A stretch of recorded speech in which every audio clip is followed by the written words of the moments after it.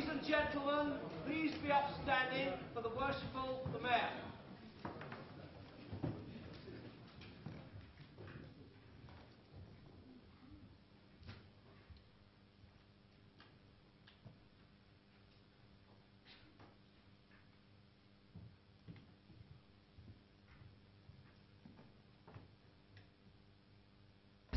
Good evening, everybody.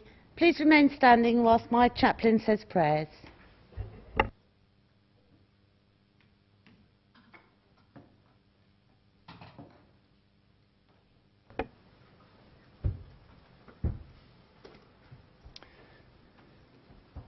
Let us pray.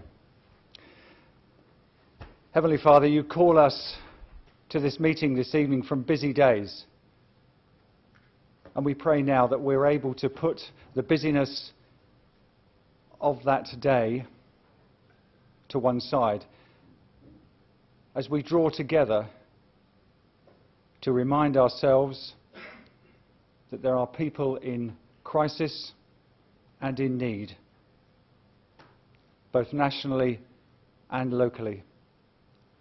We pray that our discussions and our deliberations respect the oath that we have taken to serve those people, both nationally and locally. And we pray this in Jesus' name. Amen. Amen. Please be seated.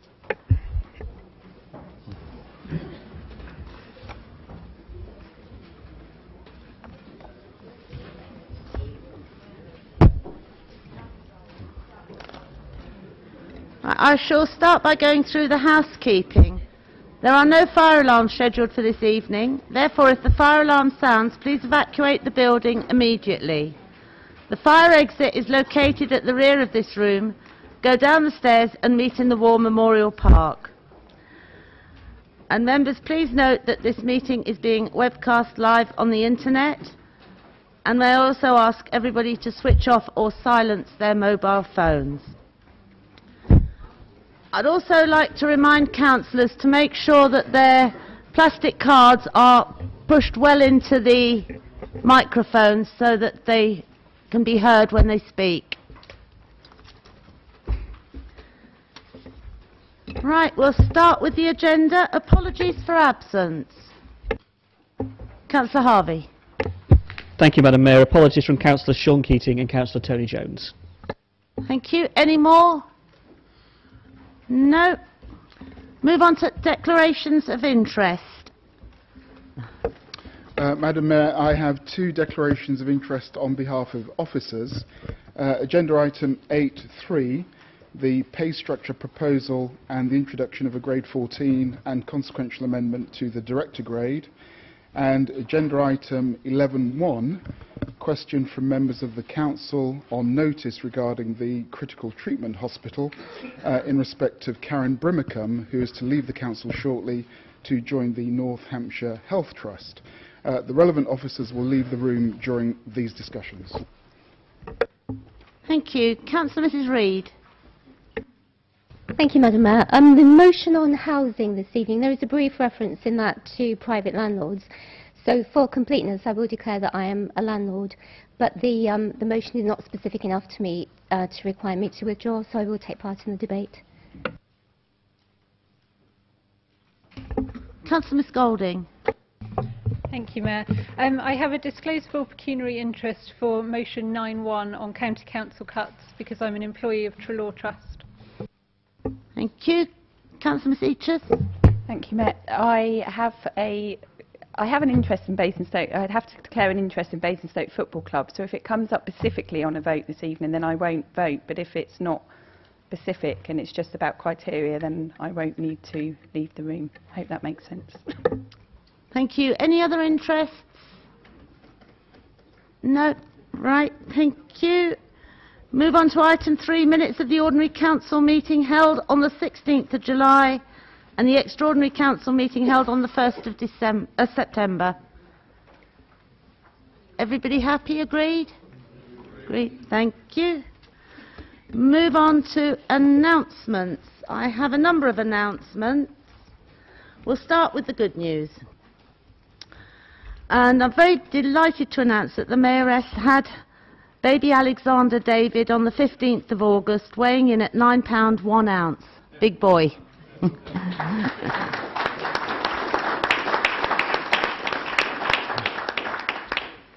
And Mel O'Sullivan from Legal, who was at our last council meeting, full council meeting, had baby Jake on the 28th of September, 14 days late, and he weighed in at £8 1 ounce.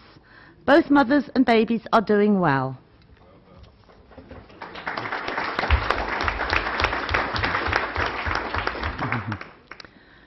Councillors may be aware that it is Mayor's Charity Week this week. So I am trying to take advantage, and I think we all as councillors are part of the community. So I have arranged for a bucket to be placed in the entrance behind us, and would be very appreciative if members would like to make a donation when they leave the council meeting this evening. Events coming up: Basingstoke choirs will be singing in Festival Place on 5th of December in aid of the Mayor's Charity Appeal. And there will be a carol service, which I'm planning a traditional family Christmas service on the 12th of December at 7 p.m. at St Michael's Church. There will be more announcements about future events at the next council meeting. Another announcement I'd like to make is that tonight is Karen Brimacken's last council meeting before she takes up her new role as Director of Operations at Basingstoke Hospital. Karen joined Basingstoke and Dean Council 11 years and 6 months ago. Doesn't seem that long. Back in 2004, and was appointed as Corporate Director and later becoming Executive Director of Borough Services. Karen was also appointed as the Statutory Electoral Registration Officer and Returning Officer in May 2012 and very successfully ran the local elections, the Police and Crime Commissioner elections in 2012, led the Council's response to the flooding emergency early last year, and of course not forgetting the general election early this year in May. Karen will be missed by all her friends and colleagues here at the Council, and I take this opportunity to personally wish her all the best.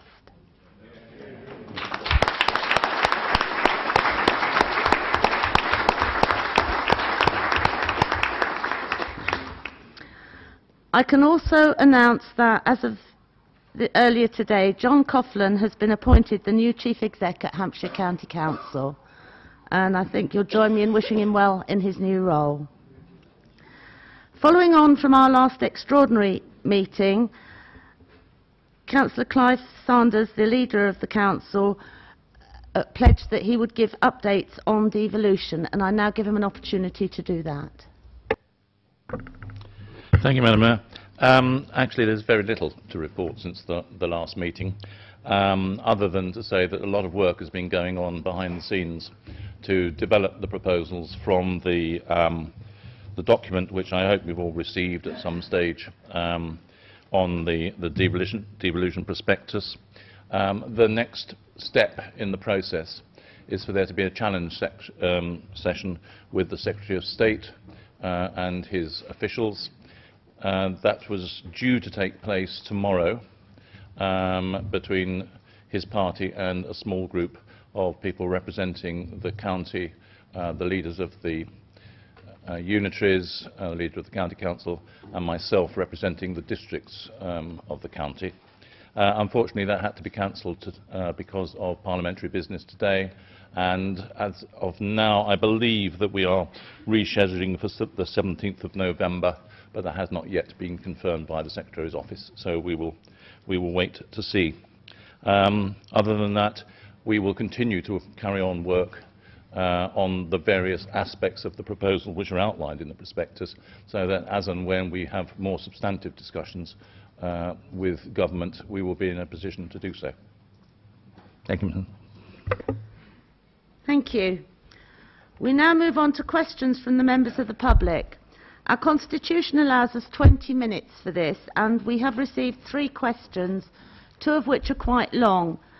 And we need everybody to read out their questions, so that's going to take up a little bit of time. So I would ask those people asking questions if they could try and keep their supplementaries quite short. The first speaker is Tina Taplin, if she'd like to come forward to the microphone.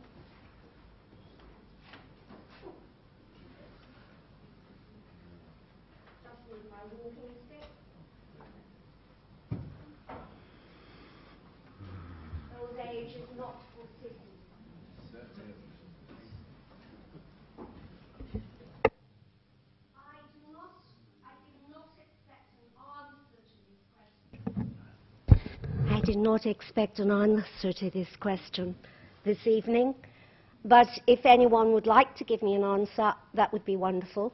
I merely wanted to ask a question this evening and give you until March. Whatever department wanted to take up the question, that would be fine. The devolution is a dirty word, and an elected mayor in this town is even more despicable. I just quote you two small quotes.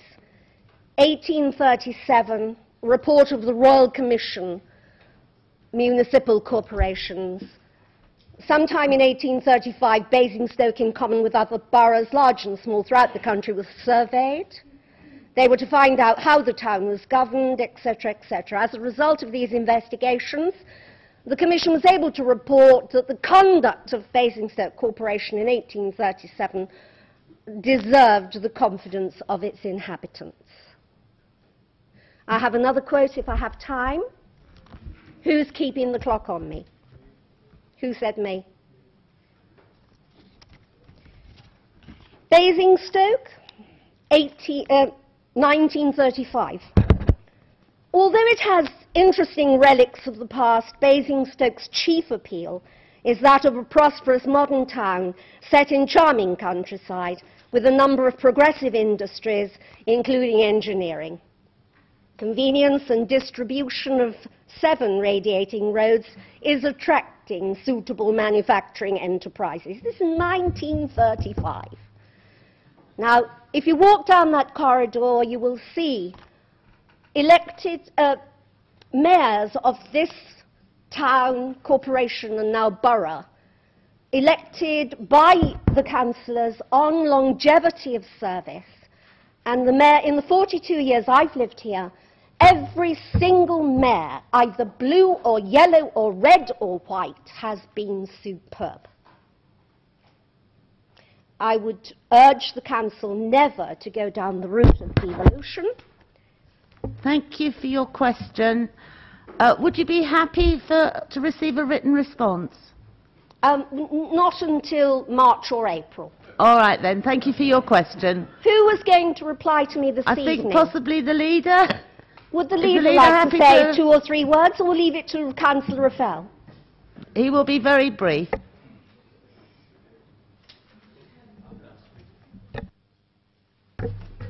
Right. No, I'm afraid I can't rely on Councillor Raffel to only use 2 or 3 words where 10 or 15 would do. Thank you. I think we just need to get some clarity here.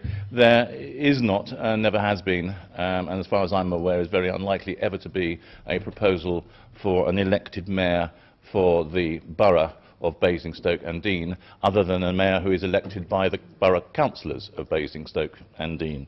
So I think that is something which we ought to put firmly to bed straight away. There is a discussion about the possibility of an elected mayor for Hampshire as a whole.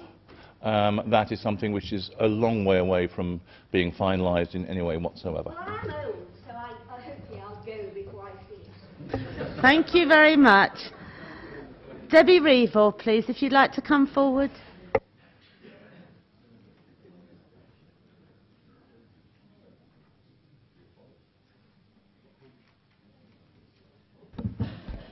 Thank you, Madam Mayor.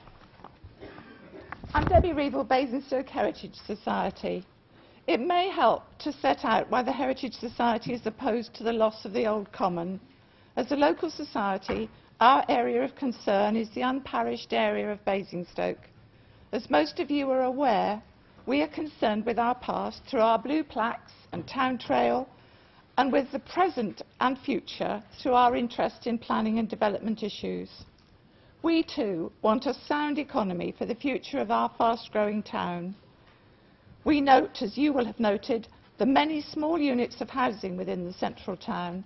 There are around 1,400 recently built or in planning or development at the moment, including Chapel Hill. There have been commitments on this piece of land since 1969, finally resolved by this council in 1979, when land was released for the Hilton Hotel, and as is noted, council resolved to keep this land open and of an undeveloped character. For convenience, if not confusion, the council managed it as one with the War Memorial Park. That much is clear.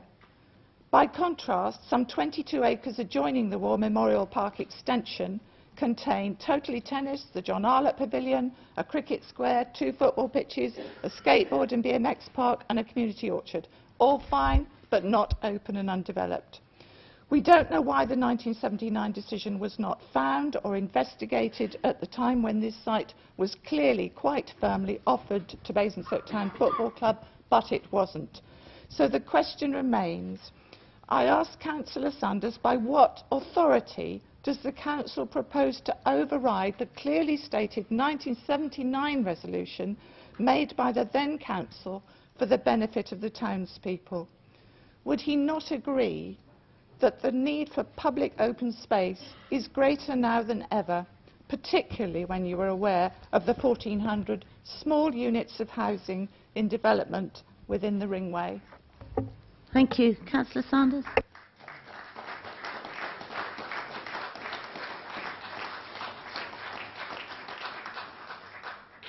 If I may, Madam Mayor, I have asked Councillor Raffel to respond on my behalf. Madam Mayor, can I begin by thanking Ms Revel for her question and saying that I fully support those who want to preserve the town's heritage. In relation to the site of Old Common, we have said before and we shall say again that this council cannot prevent future councils from making decisions. In other words, this council cannot protect land from future councils determining what they want to do with that land. And likewise, decisions made in the past cannot prevent this council today from making decisions that it might want to make today. So, to answer Mrs Revel's question, Madam Mayor, there is no protection afforded by the decision in 1979 on Old Common. And I've said that before, I shall carry on saying it. It may be a disappointment to hear it, Madam Mayor, but it is the fact. However, I have listened to the concerns of the residents who value the site of Old Common, and I shall be saying something before the motion that deals with parks and open spaces that will hopefully give them some encouragement that we will look again at the value that is placed upon that site. Thank you. Do you have a supplementary? I would just like to question. My question was about who has the authority to override the council decision, not whether it can be overridden or not. I mean, obviously that's inevitable that council decisions must from time to time be changed, but who may do it? Is it you as council, the chief executive, somebody talking to the football club? That's the question I asked, and that's the question we really would like an answer to. Thank you. Thank you. Councillor Raffel. Yes, Madam Mayor. It depends who's making the decision at the particular time. So in the past, in relation to some of the ongoing discussions, it's been Cabinet who's made some decisions. But in relation to going forward, it may well be that on some areas of land it will be full council that will make decisions, Madam Mayor. It all depends, but at the end of the day, whoever makes the decision, it will be a decision that's made in public. And if it is a decision that's made at Cabinet, sometimes those decisions that still end up coming to this council for further discussion.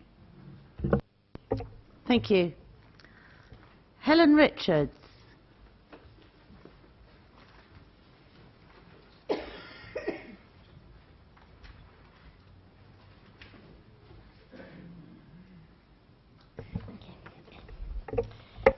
Good evening. My question also is to Council and relates to the report for decision also on parks, open spaces and playing fields. Firstly, I want to say I fully support the Council's intention to protect Basingstoke and Dean's parks and open spaces from development. However, I do not support the exclusion of the Old Common from protection. Please bear in mind that at the time the Old Common was apparently offered to Basingstoke Town Football Club as a possible site for their new stadium, there had been no opportunity for call-in by local councillors, nor had a full and transparent public consultation taken place to ascertain the level of public support for losing this site, which has been in public use since the Middle Ages. Cabinet members now seem to fear that legitimate expectations of third parties could lead to litigation if the Old Common were to be given the same protection that this new policy will give to other open spaces. Therefore, my question to the full Council is simply this. If the Old Common was indeed offered by Council members to the football club, do you all consider that this offer was made with due regard to the wishes of the residents of Basingstoke? Thank you. Thank you. Councillor Raphael?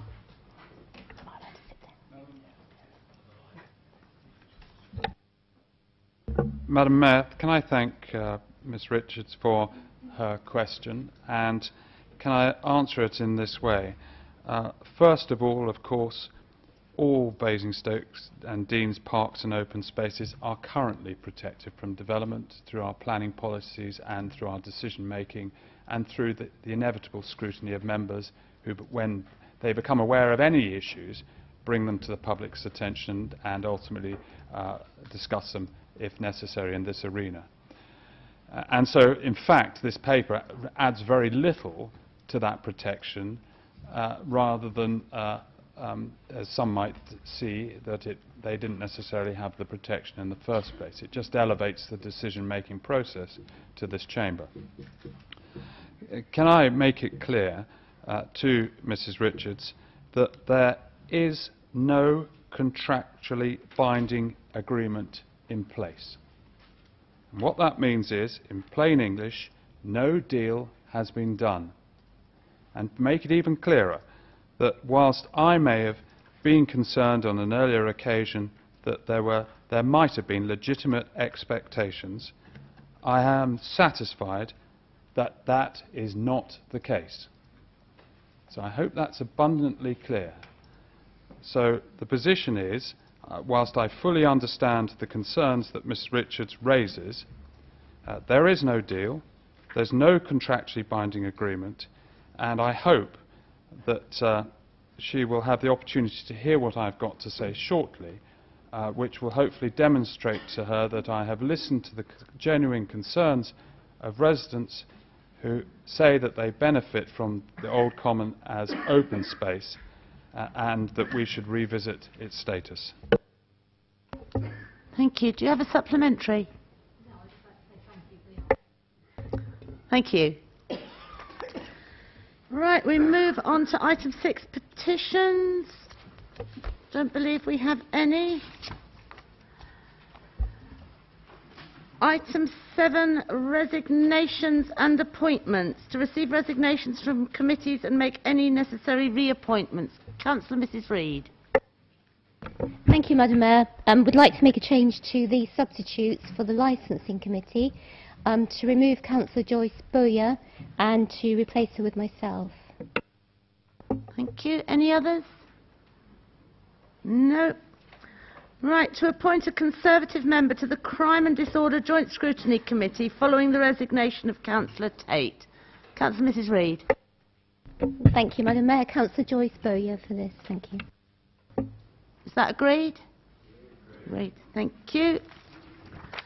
And then to receive resignations from outside bodies and to make any reappointments and fill any existing vacancies. Councillor Mrs Reid.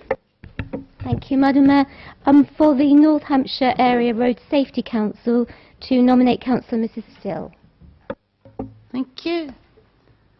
Everybody agreed? Agreed. Any other? Councillor Gardner. I see from the paper there are 2 vacancies for the North Northern Road Safety Council.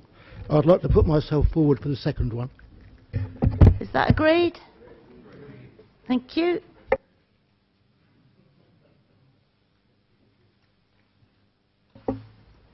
Right, we move on to item 8, reports for decisions. First one is Cabinet held 28th of July, Parks, Open Spaces and Playing Fields. And I believe Councillor Raffel is going to introduce that one. Madam Mayor. Councillor Harvey? Well, Madam Mayor, because Yeah. I've just been called upon, I'd like to refer this back to Cabinet. And in so doing, I'd just like to say the following. The Parks and Open Spaces papers contains a list of sites that are exempted from full council protection. It's come to my attention that there may be sites on there that no longer are going to be considered as sites for the football club, and there may be sites that aren't on there that have been considered as potential sites for the football club. So it's inaccurate. I can't recommend it. And in light of the public feeling over the current status of Old Common, I think it's only right that Cabinet have another look at this paper. So I would like to propose that it is referred back to Cabinet. Is that seconded? Moved and seconded. Is everybody agreed? Agreed. Thank you.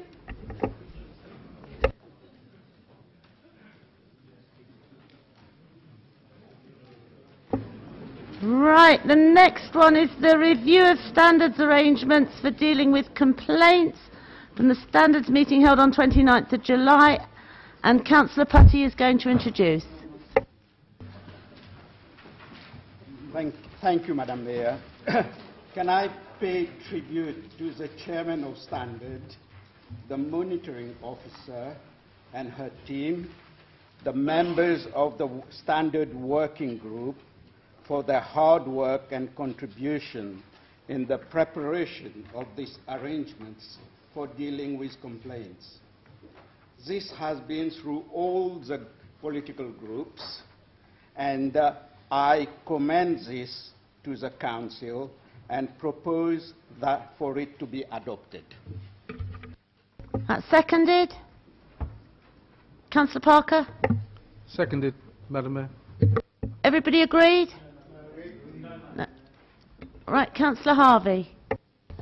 Thank you, Madam Mayor. I rise to speak on this paper on page 43 and 44 of the agenda in front of us to begin with.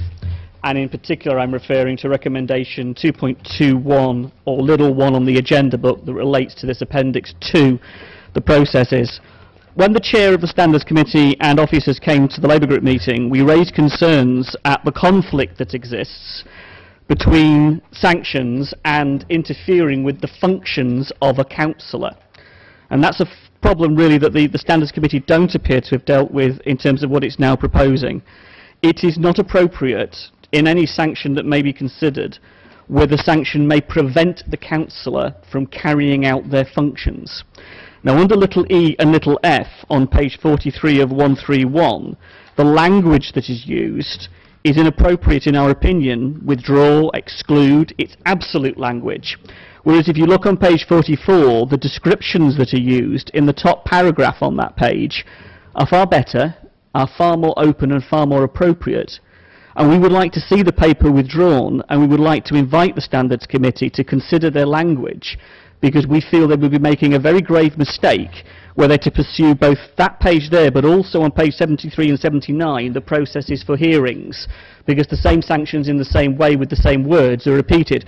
Interestingly enough, of the two different versions, one list on one set of the document and another list on the other, one part refers to not interfering with councillors' responsibilities and the other doesn't. It's completely left blank.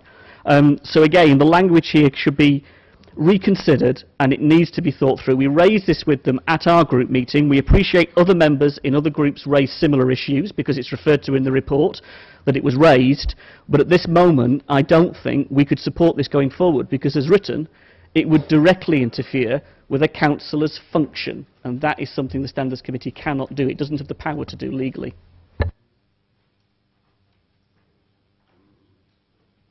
Is that proposal seconded? Yes.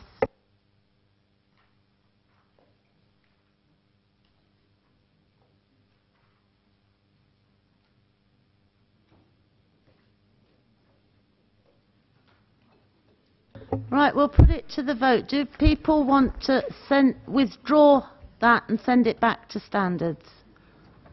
All those in favour?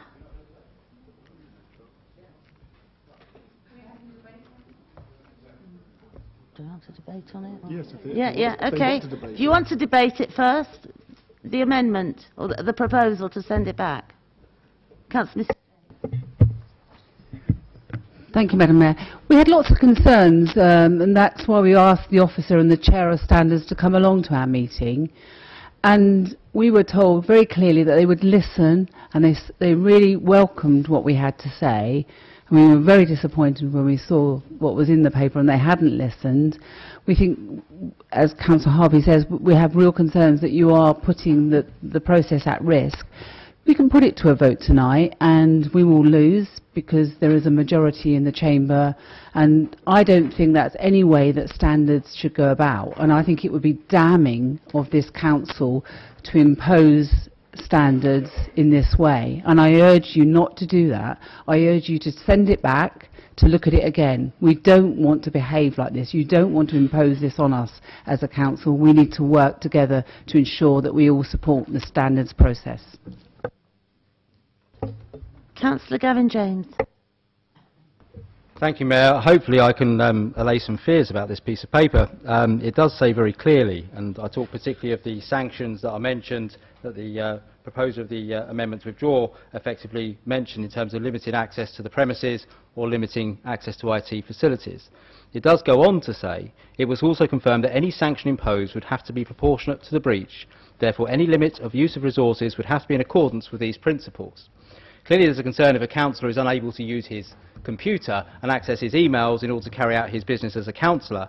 However, if the councillor has been abusive online in some way or breached the council's IT policies, then clearly for the protection of the victims of whoever he may have assaulted online, then he should be stopped from using that whilst the investigation takes place. Equally, the sanction from not coming to the premises would also be equally right in terms of it would only apply if you'd come into the premises to cause specific problems within the premises. So it's not saying that if I turn up at I never would, obviously, turn up at a cabinet meeting and get particularly aggressive with cabinet members and they felt pressured in some way, I might be banned from the building, but I wouldn't be banned from my IT. I think it's right that we have to have some sanctions that are in place against councillors who don't abide by the rules, but I think it's very clear from the intention of the Standards Committee that the rules would be restricted to, we will not impose these sanctions unless they're appropriate and proportionate to the alleged offence that's taken place or the proven offence that's taken place. So in those circumstances, I'm not quite as concerned as the Labour group, but I'll happily listen to the debate. Councillor Mrs Reid. Thank you, Madam Mayor. Very briefly, I'd like to agree with Councillor Gavin James.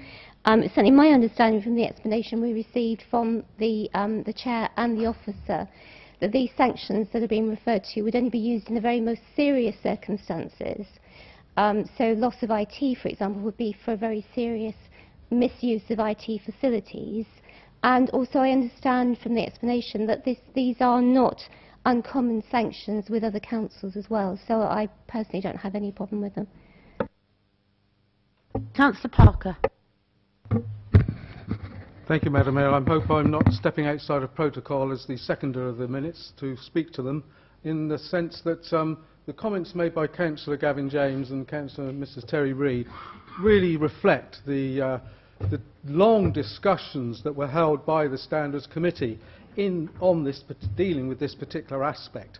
And we had legal advice there to assist us in those discussions and finalising the proposals that we have in front of us tonight. And it was all about a particular situation of proportion. There has to be some measures in place, and the idea was the application of the proposals and how they would be dealt with. And I don't think there is really the same suggested cause for concern that has been put forward by Councillor Harvey. Thank you. Thank you, Madam Mayor. Thank you. Councillor Harvey. Thank you, Madam Mayor.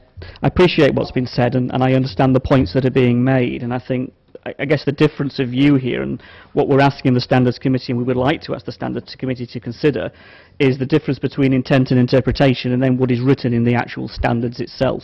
And I think Councillor Parker is correct. The deliberation, the concern, and the way that it was discussed is one thing, and the legal interpretation is one thing. But to have that placed in the words in the way they are here is different because of the absoluteness of what is written, as opposed to what is really well prepared in the paragraph, in the explanation. To withdraw a councillor's access to emails in its totality is probably likely to mean that the councillor is unable to carry on their duties. So why does it not say that? In the sense as well, restrictions can be placed on an email account to prevent councillors from emailing certain individuals. There's ways and means of writing this. We're not wanting to do this for any other reason other than to say, look, if we're going to have these rules, at least make them in a way that will not interfere with the councillor's function, but will protect those and will do the job that Standards wishes to do. This doesn't need to be overcomplicated. All it is a matter of language and semantics in a greater way. But the point is, it's written in that way in the report. So, for example, on page 73, you actually have it say, no sanction can prevent a councillor functioning as a councillor. That's positive. That should be in there, and then the rest of it should relate to that. When you then go to the hearings, and the actual hearing list on 79, page 79, it doesn't say that. It says something different.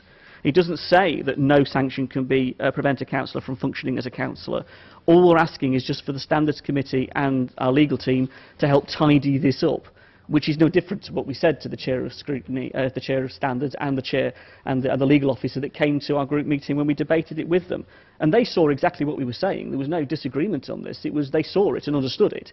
It's just that it hasn't been followed through in the way, really, I think, that would give confidence for the whole chamber in the sense of what's written here in the actual processes of the Standards Committee. Thank you. Right, can we now vote on the proposal to return the report back to the Standards Committee? All those in favour of returning it back to the Standards Committee, please show.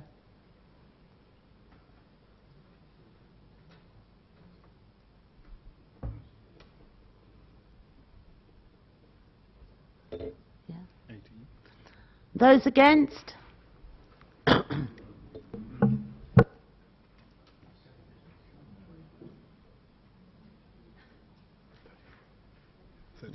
That's lost. That is lost. So we're back to the substantive motive. All those in favour of agreeing the standards report? Agreed. Do you want to show just so that we know? All those in favour?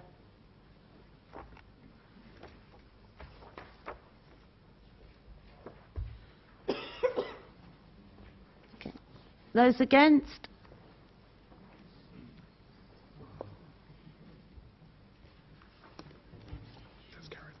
That's carried. Thank you. Councillor Pearce. Can I just ask why we're not using the electronic system for voting and being asked for a show of hands? It seems pointless to have it. Right, certainly we will continue. We're going on to the motions with it. Moving on to human resources. So we've got some declarations, so directors will leave. Right, some declarations of interest. And I will ask Councillor Laura Edwards to introduce the paper, please. Thank you, Madam Mayor. The Council intends to deliver large-scale projects at Manydown and Basingview, which are of a scale not typical in local authorities in general and district councils in particular. The proposal to introduce a new Grade 4 team between Head of Service and Director grades for roles leading on our major projects at Manydown and Basingview was unanimously endorsed by the HR Committee on the 7th of September. The HR Committee endorsed the view that these large-scale and complex projects should be led by officers with the appropriate skills, with a long-term commitment to the borough and its successful, rather than the use of interim consultants and other short-term arrangements. As a consequence of this, the pay scales have been adjusted so that the new Grade 14 does not overlap with the existing Corporate Director grade. There is no immediate pay rises for the Executive Director of Borough Services and Executive Director of Borough Development. although the new salary scale provides the opportunity for progression. As a result of the Council's Chief Finance Officer being placed on the Executive Director grade, he does receive a pay rise. There is no change to the Chief Executive's pay, although some of the grade points at the bottom of the scale are removed so that they do not overlap with the pay grade for Executive Directors, and that's grade CD in the papers.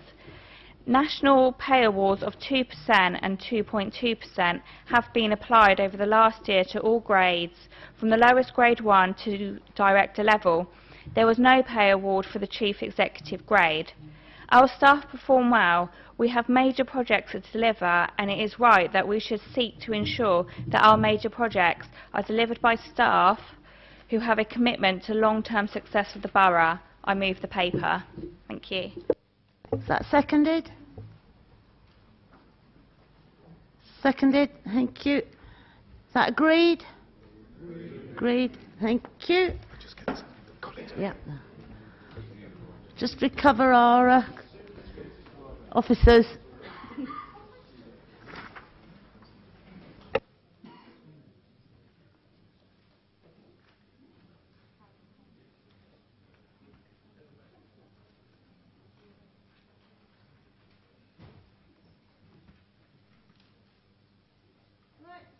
Move on to B, statutory appointments, returning officer and electoral registration officer. Are we agreed that Laura Taylor is the Executive Director of Borough Development be appointed with immediate effect? Everybody agreed? Thank you. Right, we move on to notices of motion. First one, Councillor Jack Cousins. Thank you, Madam Mayor. Madam Mayor, councillors and our residents will have seen the reports in the press that Hampshire County Council has announced cuts totalling £100 million. These cuts are wide-ranging and all-encompassing. The proposals made, forced upon them by a Conservative government, attack everybody, be you young or old, rich or poor, male or female, urban or rural, vulnerable or not. You will be hit by these outrageous and despicable cuts. Let me illustrate this point by taking members through some of the proposals. We all know that helping children in the early years is of vital importance to promoting happy and healthy lives and futures. A cornerstone in providing this help is the role of children's centres. The proposed cut is to significantly reduce their number across the county from 54 to between 8 and 15. In the borough alone, we have 8 children's centres. If we do not challenge this proposal, we are saying that we are agreeing with the cut. We say it's okay to put our centres in Overton, Bishop's Green, Tadley, Chinham, Oakridge and Hatch Warren all at risk. On this side of the chamber, we say no. Let's push back, let's fight it. We all agree that our older and elderly residents deserve the care and dignity offered by the various adult social care providers within our town. The proposed cuts to this budget suggest that new criteria be created to test new and existing users on, which would either reduce or remove the care that they were once entitled to. These changes are on top of a £6.6 million cut to the way care is provided. Indeed, within the proposals it states that family and friends should be used more rather than care homes and care providers. I say to members that it is nigh on impossible for a working family on a low income to support their family and provide specialist care to an elderly relative at the same time. By voting against this motion, you say you are happy to let families struggle when they need our help. We also agree, Madam Mayor, that among the most vulnerable in our communities are those suffering from poor mental health. We have spoken at committee and at council before about how we could and should help support residents suffering from illnesses that can affect anybody at any time. The proposed cuts to mental health will impact those at the point of reintegration or defined at the low end of the mental health spectrum. Those people need our assistance and support just as much as those who have further complex needs. We should not stand by and let this important support be taken away from our residents. We also agree that our roads and pathways across the borough are in dire need of repair or replacement. The massive cuts to the highways team would see streetlights dimmed or switched off, potholes unfilled, road signs left damaged, road markings unpainted and pathways left uneven, as there would not be the funds to rectify them. Councillors will know from personal and residential experience the pressures and constraints residents have at using the Household Waste and Recycling Centre in Chinham. The recent changes to opening hours, as we know, have already put an increased strain on the service, and residents will be disheartened to see that once again changes to this service are being considered. This could mean the hours are reduced even further. It could mean less materials being accepted at the site or closure completely. Residents would not accept this council to sit idle while these changes were being progressed. Madam Mayor, on top of these headline cuts to services, we should remember the cuts to jobs and employment through these changes. Hampshire County Council has identified over 400 job losses in this round, and no doubt this number will include a significant number of our own residents. So let us send a message to them tonight, which says that if you are at risk, we will try our best to help you and support you and your family. These cuts, Madam Mayor, are dogmatic, and they are crippling to the residents and the services that they receive. The voice of our residents is loud and clear. They are calling for us to stand up for them. We must listen and we must act. In closing, Madam Mayor, I urge all members to support this motion with this call. Let us be the council that takes responsibility. These cuts will have a huge impact on our residents. Thank you, Madam Mayor. Councillor Potter, you're seconding. Do you wish to speak now?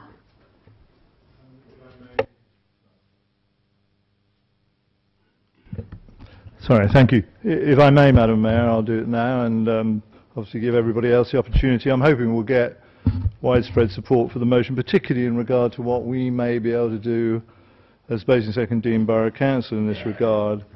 Madam Mayor, in seconding this motion, I want to draw Council's attention to the potential work we can do to support our communities.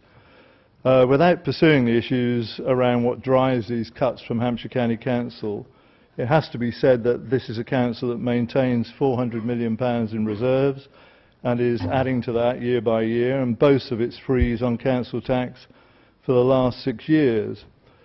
Amongst other things, bizarrely, Hampshire County Council has created its own consulting team at a cost of around £300,000 a year, while spending millions on external consultants such as Deloitte.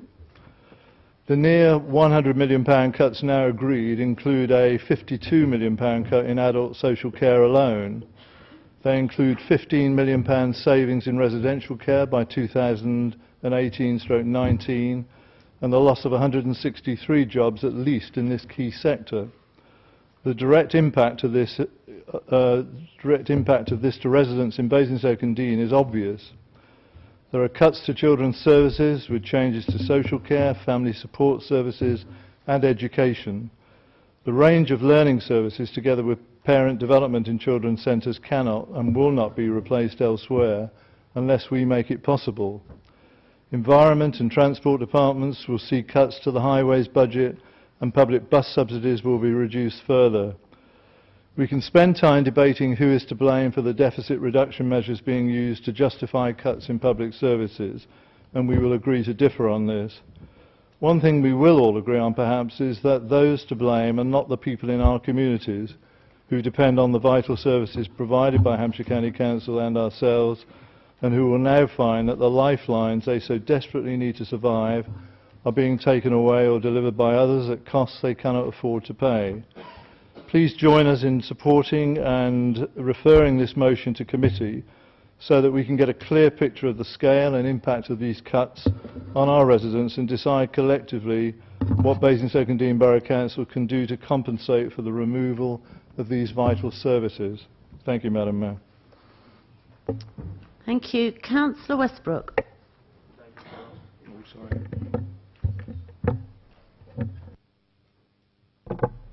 Thank you, Madam Mayor. The proposed new budget cuts by Hampshire County Council are going to be hard to take. Over the last 12 months, we have seen a decline in many services delivered by the county. And I don't believe I'm alone in receiving replies from Hampshire saying, I can't do it, not at a dangerous enough level to warrant doing it, the budget's been spent, and it's all because of the cuts. I've spent time with many of my residents, especially the elderly, who are still picking up the pieces from the effects of the previous rounds of cuts. In February 2015, county councillors from all parties formed a united front to fight for a better deal for Hampshire. They sent a cross-party letter urging the then local government secretary Eric Pickles to stop cutting the authority's funding. Councillors feared further cuts could damage frontline services, including safeguarding some of the county's most vulnerable children and adults. The council said it would find it difficult to take the same level of cuts in the next Parliament, as most of the savings that can be made have been made. The authority has lost 51% of its government funding in the last 6 years. Now today, £98 million worth of cuts are becoming a reality. So I guess this Conservative government chose to ignore that letter. Although our motion focuses mainly on the cuts to children's services, which are dramatic, we must not forget some of the other cuts proposed. Adult social care is one area I've had personal experience of. My mother was bed blocking in an NHS ward prior to being admitted into a dementia home. Before she was discharged, I attended a meeting where representatives from the NHS and social services were in strong negotiations, to put it mildly, as neither wanted the costs associated with my mother to fall within their already stretched budgets. That was 3 years ago. What must it be like now? And how can future cuts to this budget possibly hope to improve care for our residents? In the proposed savings options for adult services, cuts to the in-house older persons residential and nursing care are described as reworking the business model to achieve maximum financial sustainability and options appraisal on long-term viability. I'm not sure that even if my mum, bless her, knew what was going on, she'd understand all that. The primary impacts of the cuts will be on the residents and staff of the homes, people like my mum and the wonderful staff who look after her. These cuts will impact on the very people they're trying to look after. Unacceptable in my book. Then we come to highways, whose budgets are again under serious attack. The effects in a few years' time will be a lasting damage to our highways through the lack of necessary maintenance. This is a false economy and will inevitably lead to increased costs in the future, not to mention a risk to people's safety. Recently, a lady contacted us with an interesting request. Could you please get a road sign moved? Picture the scene, a no-through road with bollards halfway up, no turning points, and then a large delivery lorry turns in, who after a couple of minutes realised he snookered. Enter our resident's elderly husband in his 80s, who by now is well versed in this particular drill of helping the driver reverse out the full length of the road and then manoeuvre out into a busy main road. All because the dead end sign is not visible until the driver has physically entered the road. It's not difficult to see why this lady fears for her husband's safety. The county's response was, and I quote, "Successive rounds of funding cuts for local authorities has reduced the county council's capacity to investigate and implement highway improvements and required the council to prioritise its remaining limited resources."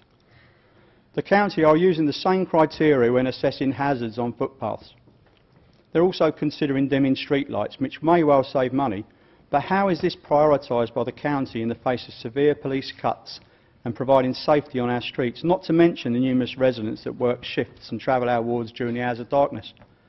This will be cuts on top of cuts, whilst the real impact of the previous cuts are still to be fully understood. I urge this council to oppose these cuts and hope members support this motion.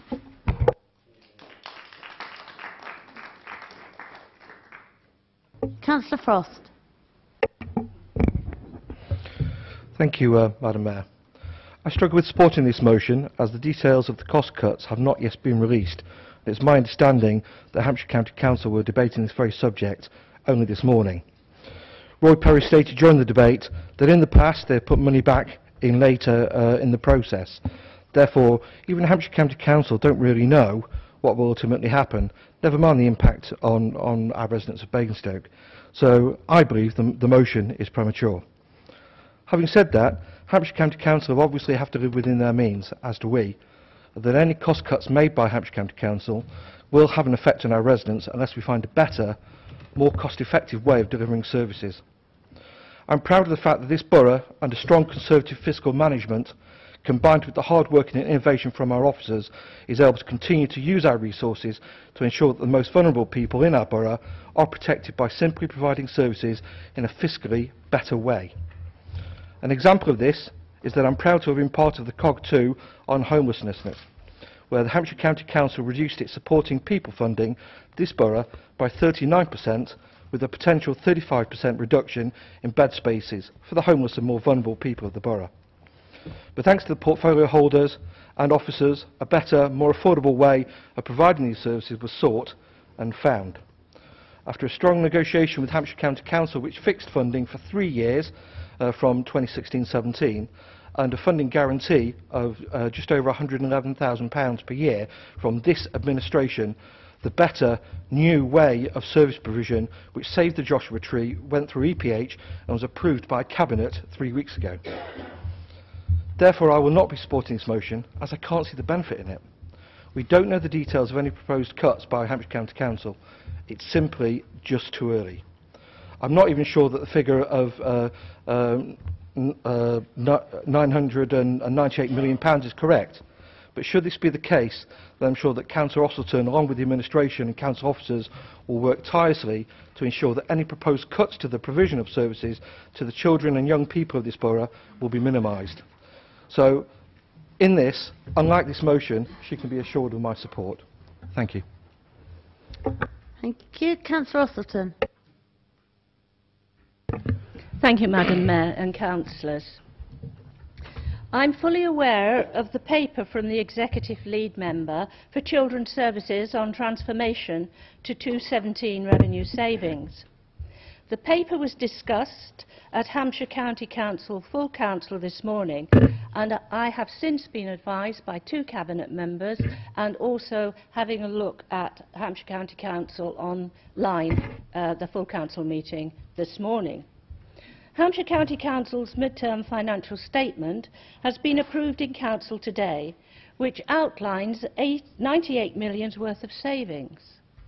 However, this amount and the whole MTFS is subject to change during and after consultation and could be subject to further amendments depending on government settlements. Now, I await to see if Hampshire County Council will start their consultation around family support services. This is what it's going to be called in future, on the 2nd of November. We do not yet know the exact date when it will begin in Basingstoke, but the consultation as a whole will span over a 12-week period, which is always the norm when one has these changes coming into place. The changes will then be outlined in a consultation document which Hampshire County Council will publish, and our own officers will then be able to fully investigate any potential impact on Basingstoke and Deane residents. Until this happens, we do not have the full picture, and it would be premature to pass judgment.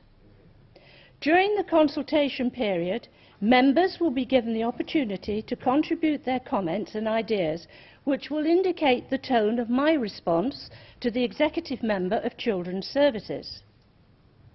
I would therefore suggest that as Hampshire County Council do not know what will ultimately happen, that this motion is premature and should be rejected. We need to wait for further information. We will go through the process. Everybody can have a say on what is actually happening, and I am responding to the actual motion here that has been put forward, not to pavements and housing, etc., but to the actual children and youth. Because if you remember, we have a paper coming forward very shortly on the cuts to the youth in Hampshire County Council, and that will be coming back.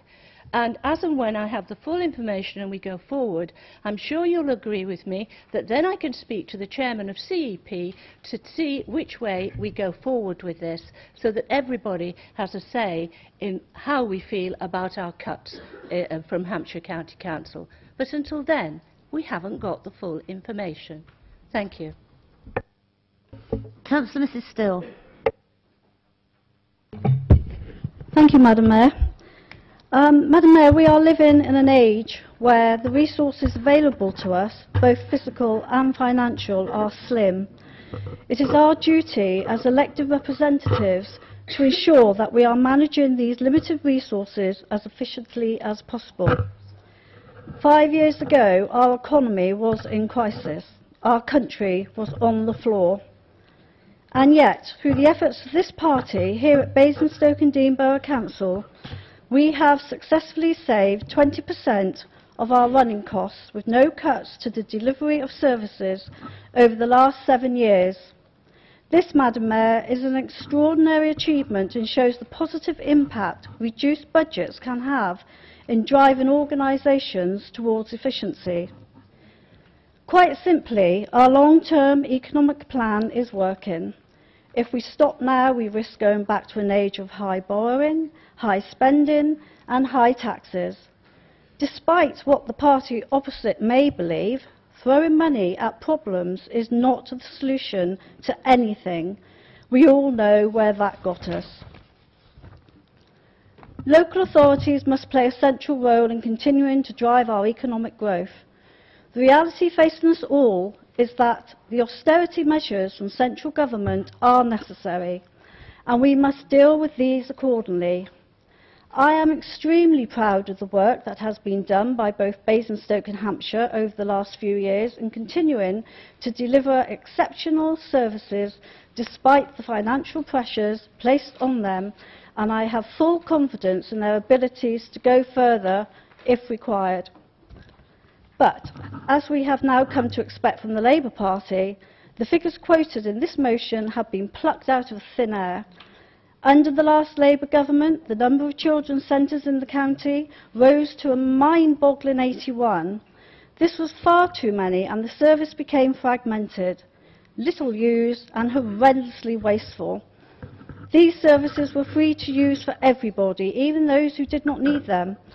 The new system will be tackled in phases and, crucially, targeted at need. We must rationalise services so that support is provided on a one-stop shop basis for 0 to 19-year-olds, which would be vastly more efficient and also a great benefit to parents. At present, some mums have to go to one building for support for their infant, another for their junior, and yes, another for their senior. This is what happens when the Labour Party do nothing but throw money at a service. This motion has no basis, no thought, and no real understanding of efficient fiscal management, fiscal management. I, for one, cannot support it. However, I would just like to add, if I've got time, I've been jotting it down, you've mentioned over there about highways maintenance and so forth. The highways maintenance statistics for September 2015, 112 potholes repaired, 26 two-hour response emergencies attended, 4,142 square metres of carriageway resurfaced, completed, 407 gullies and catch pits cleared, 193 jobs completed, tree and vegetation maintenance structures of planned works, and that excludes emergencies. And I can go on and on, Madam Mayor, but I won't. Thank you. Thank you. Councillor Gavin James. Thank you, Madam Mayor, and whilst I've got time, I've just jotted something down. 112 potholes repaired, 4,750 not repaired. I do not live in a fantasy world. You cannot keep spending money you haven't got. At some point you have to raise the money through taxation. Neither do I believe in reckless borrowing and dumping the next generation with the excesses of today. So I do live in a financial real world. However, councils are here primarily to provide a service. Once we stop providing services, there seems no point being here. So I'd encourage any member opposite who feels that they're not really in the business of offering services to resign, because that's really why we're here. Now, I get rather fed up with this strange thing that goes on, and I don't know whether it's the timing of the elections. Every April, we get people coming out saying, we've frozen council tax. We're really, really clever. We've got massive efficiency savings. We find different ways of delivering services. Isn't it wonderful? We've done this because we're just very, very clever people. And then 6 months later, you get to October, and the same people say, well, we've got to stop doing that. We can't do this anymore. We can't do that anymore. I've said at every budget debate for several years, an efficiency saving is when you deliver the same service at a lower cost. A cut is when you deliver less service. And that's clearly what's happening here. I think the idea that this motion is premature also is the logic only a Tory could come up with. Councillor Rossiter mentioned there will be a consultation. The County Council may yet change things. Today is preliminary, it's a draft, it's going to go forward. They want to hear back from people, they may change things. The Conservative logic says that we should not discuss this in committee. We should not ask the leader to comment. We should wait till the consultation is over and it's too late, then we should look at what the impact is. Well, I think the motion makes absolute sense. I think we'd like to understand the impact on the cuts to the local community. We'd like to discuss them. We'd like to fully understand them. And then we'd like to feed back. And perhaps we'd like to feed back as one, not individual councillors that will be a voice lost in the big crowd, but as Basingstoke and Dean Council, as one, commenting on these proposals, getting the ones that we feel are inappropriate changed and accepting the ones that we feel are actually common sense. But we can only do that if we understand it, if we discuss it. That's why we have committees. So it's not premature. It's absolutely right.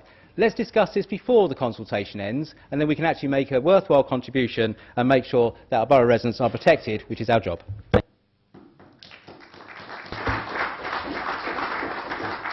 Councillor Harvey. Thank you, Madam Mayor. You know, the truth of the matter is that local government has been on the end of some of the most severe cuts in this whole agenda of austerity prosecuted by the Conservatives. Now, you know that the cross-party letter went off to Pickles before he was ousted from his post in the reshuffle, and you know that that letter was completely and utterly ignored. Hampshire is one of the wealthiest counties in this country. We are one of the wealthiest boroughs in the country. Yet, when you look at what is being suggested by the County Council and who they are expecting to bear the brunt of austerity and the cuts, it is shocking. Shocking. It is Winchester choosing to impact on people in Basingstoke in a way that I just find morally objectionable to the heart. Let's just think about what they're proposing in this paper, the paper that's gone, the detail that was presented to Hampshire County Council's Cabinet that quite clearly sets out line by line where they want to make their cuts as part of their medium-term financial strategy. And if you think after passing it they're going to change their mind after putting politically themselves on the line for it in that way, I don't know what it's madness. Of course they're not going to change their view on it or amend it in any way. They haven't done any of the other cuts to date. They haven't done supporting people, and they certainly haven't done on the buses. Let's just look at this. They're talking about cuts to the care of offer for older people and changing the service provisions that they receive if they receive independent care. Cuts to the daycare services that disabled people receive and a greater use of volunteers. Cuts to residential care for adults with disabilities, pushing more of them into independent living without the support in independent living. Reworking the business models for residential nursery care. We know what impact has happened on nursery care and residential care already, and they want to rework the model again. Cuts to older persons' daycare, cuts to support for people to maintain their mental health and independent living, cuts to family support services, and yes, cuts to children's centres. Let's not forget that the Every Child Matters agenda, which was cross-party, received supports from professionals as much as politicians, as much as everybody that was part of that agenda, and the old Sure Start agenda was something that made a huge difference to child poverty, and it made a huge difference in this country. And the fact that children's centres are in the part of this cuts is disgraceful, because it's no longer the children's centres there for support in the way they used to be, with both education and health and all of it that was part of the service. That's been cut back by referral only, by appointment only. The service has changed so much that so many people are now on the outside looking in and not being supported in the way that it was once envisaged and supported. All the people have talked about cuts to highways and cuts to the services in that respect. I mean, again, all the excuses you get from officers, I'm sorry, but we spent the budget in the first couple of months, there's nothing left. It's all right, and then you go for 8 or 9 months having to wait again to fight it out with other councillors, pitted against each other in our own borough over a very small pot of money. Cuts to household waste centres and recycling. Again, I don't know in the world how that's going to help the recycling rates and how that's going to address the issues that we face. And then I just thought, dimming the lights, already dimmer street lights, and we're going to have them even dimmer than they already are. There really is an agenda here that is just beyond what should be. And I'm sorry, but austerity and all the excuses and all the arguments that you can roll out, let's put it like this. Who bears the brunt of it? Who are you, as the council, county council, actually expecting to rest the shoulders of austerity on? And if you look at the list and look at what's being proposed, you're at the end of your time. We've had if you our look 20 at what's minutes. proposed, it's the most vulnerable people in our community.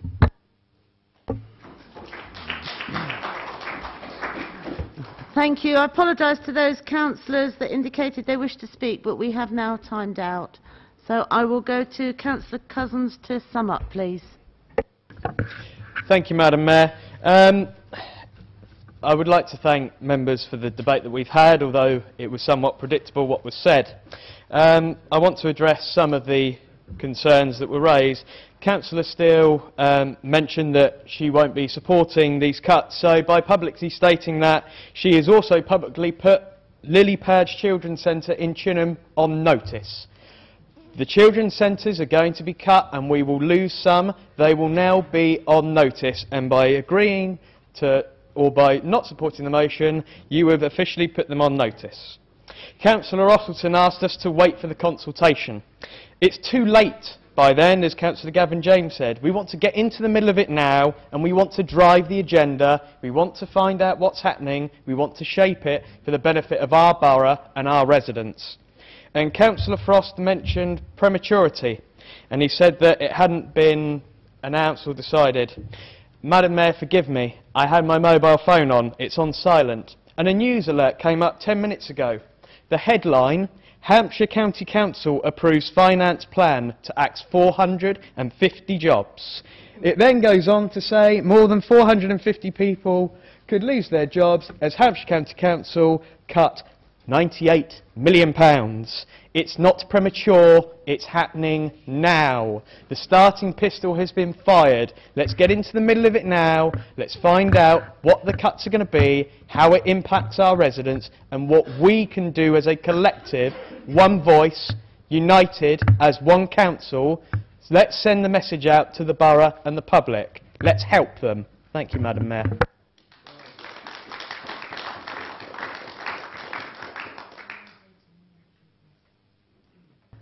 Right, we'll now go to an electronic vote. All those in favour of the motion? Oh, sorry, no.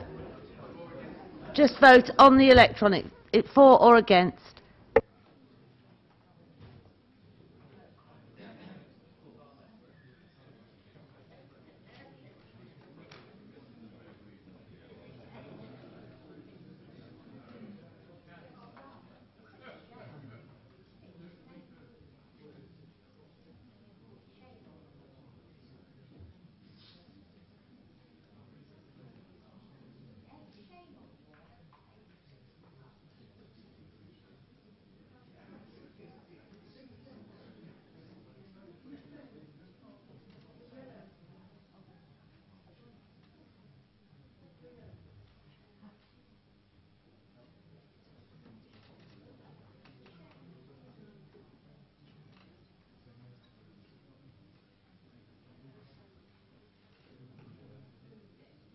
Votes now closed.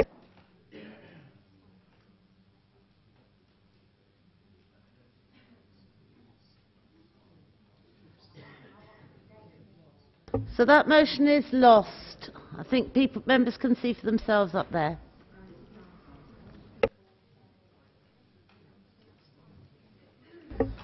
Right, we move on to the second motion, the growing housing crisis, and I'll invite Councillor Paul Harvey. Thank you, Madam Mayor. You know, it's not easy trying to afford to live in Basingstoke-on-Dean. We know from the CAB and from Money Lifeline that people are struggling to afford rents, let alone mortgages, as the housing market in our borough is beyond the reach of so many people. And we know that the insecurity of housing is a major worry. We know that the private rented sector has more than doubled in the last 5 years, and that rents are rising and insecurity in tenants is too. People see landlords selling out from under them, and people see their rents rocketing beyond their means, even beyond the local housing allowance. We know that mortgages are incredibly difficult to get, difficult to afford, and house prices have even pushed one-bed flats way beyond the means of all but the richest of first-time buyers. All the government schemes in the world are not going to directly address the problem of people in our town being able to afford the homes that are being built.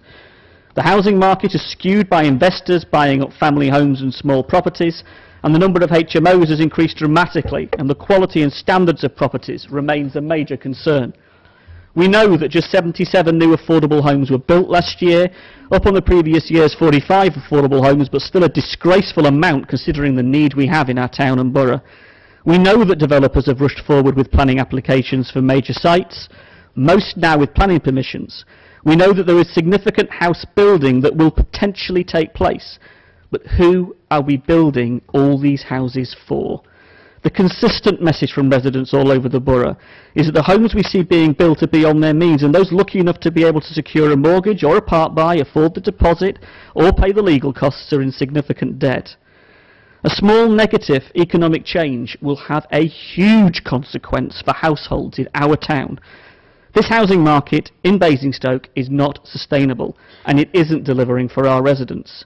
This isn't a debate about numbers or locations.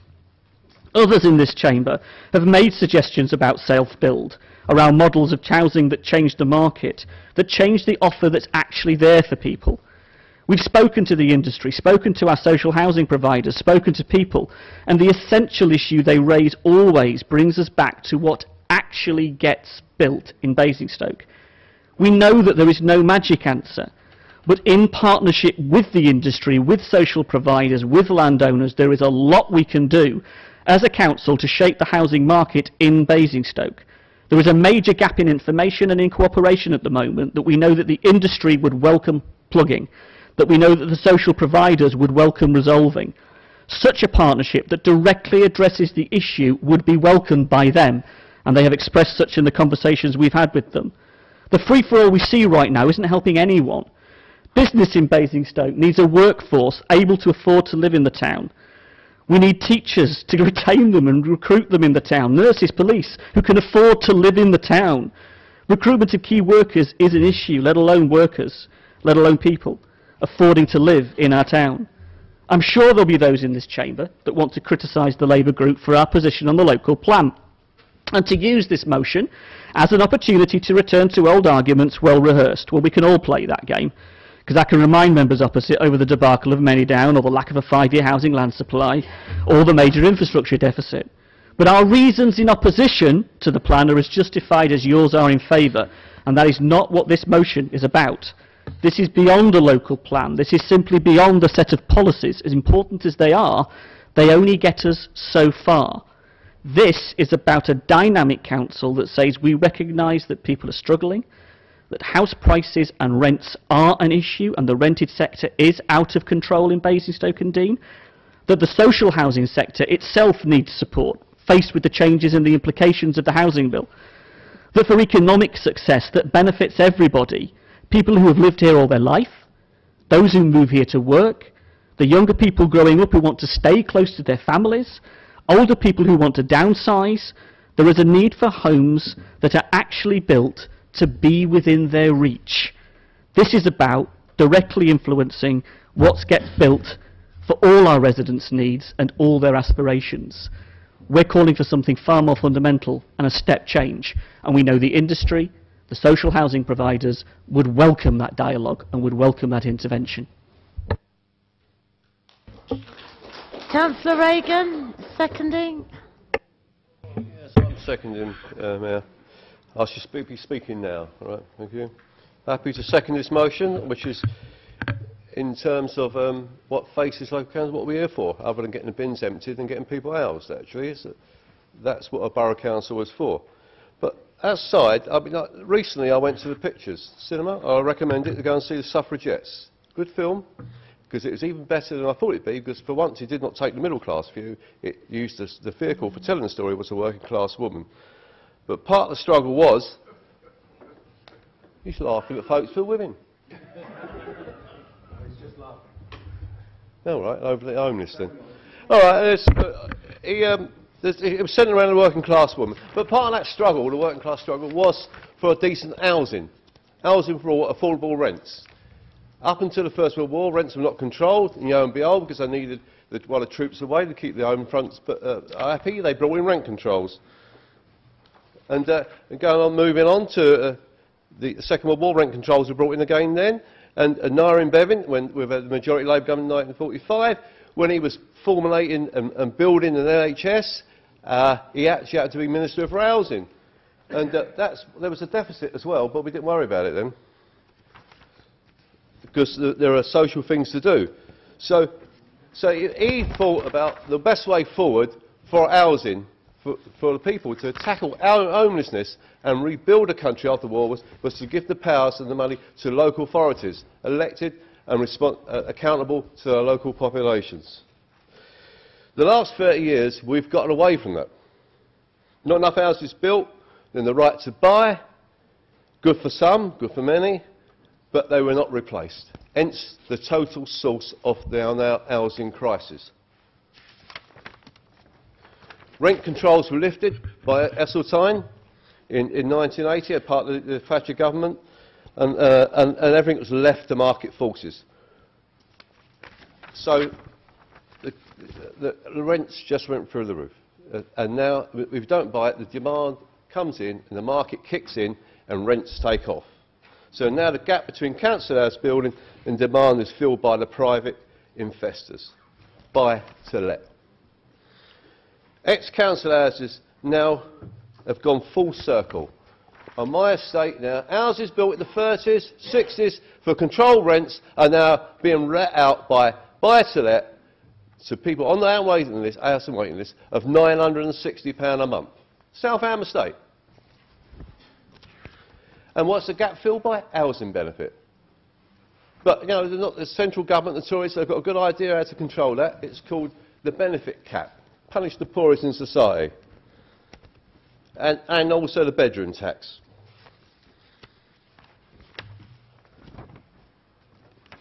The transfer of housing associations, again, was another source of problems. Now, local communities and local councils have no control over housing.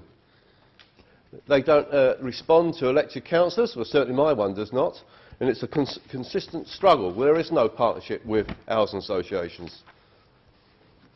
The Tory attack on public housing, the new right to buy, starter homes, housing policy a mess. Social, affordable, none for many, for most in this country, and especially in the south east of England, this town represents, is no longer affordable. Housing associations now, because of changes to government funding and the rules, have now put all their bills on hold, and I've only got to look out my window, and as a prime example, Sandringham Court, which was to be owned by Finity Sutton, which was going to be demolished, and 14 affordable units built on it, is now on hold because of the government changes. I can look out the window, boarded up building, with how long's our waiting list? And also the same goes with the old Southam Doctor Surgery, which will be demolished hopefully this month.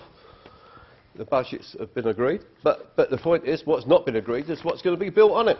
It was going to be social housing, who knows now where the change is.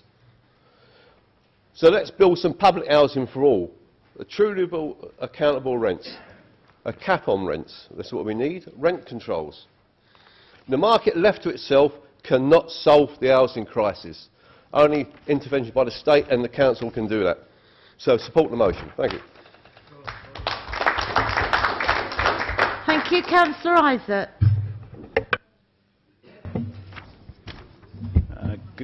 Good evening, Madam Mayor.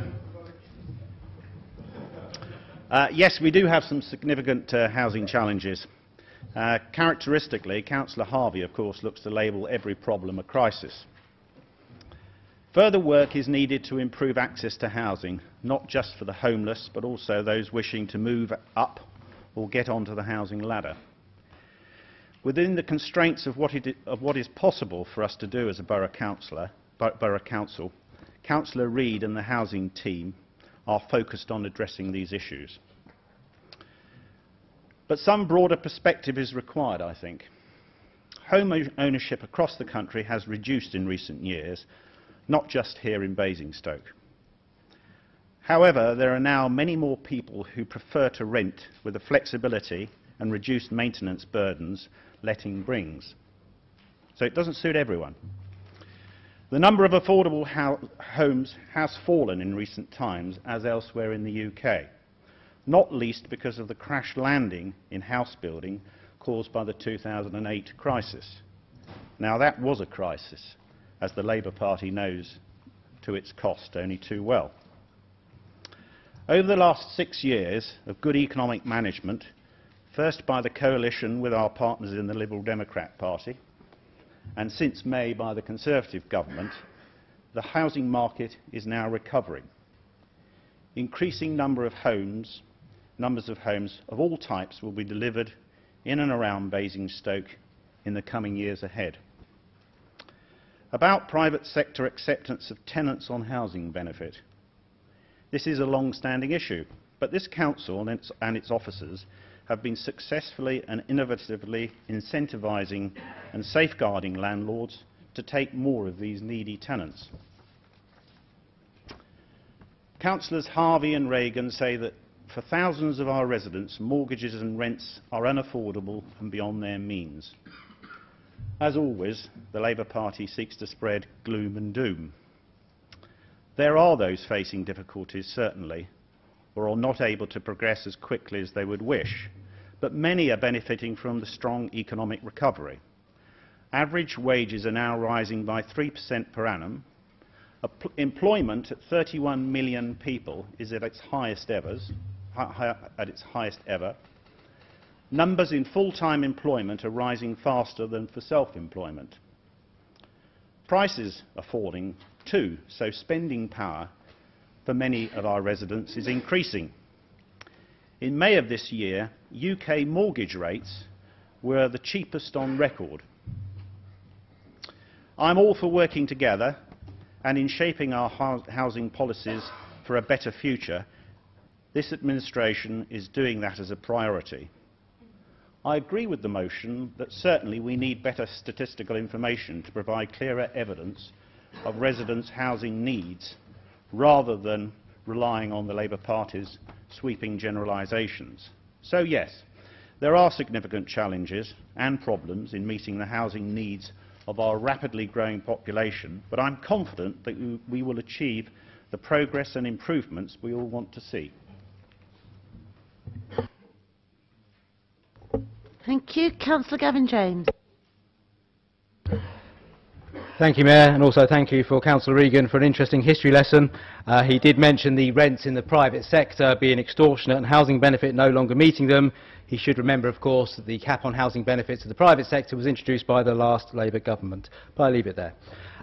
There is a housing crisis. There's no point getting away from the housing crisis. It exists. It's been growing for years and years. It didn't arrive overnight. It didn't start under the coalition. It didn't start under the Conservatives. It has just been growing and growing and growing, and it does show no signs of stopping that growth.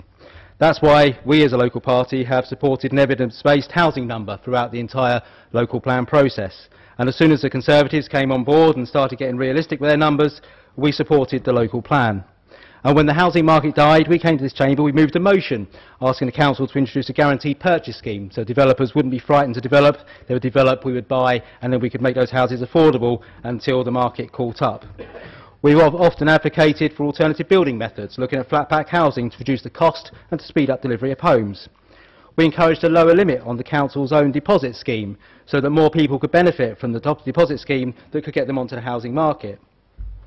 And our housing crisis is not just about families, it's also about individuals and those right at the very bottom end of the ladder that sleep rough in our streets. And that's why we were very supportive of both the actions of the portfolio holder and indeed our officers in doing more to save our hostels and preserve our hostels for our most vulnerable residents. I'm delighted to see that Labour have now joined the fight to deliver more housing and solve the housing crisis. It will take all of us, and I welcome the fact they're on board and following our lead on this issue. In fact, I'm so pleased to see Labour on board with it, I don't think I even need to mention that in April this year, Paul Harvey was campaigning against development.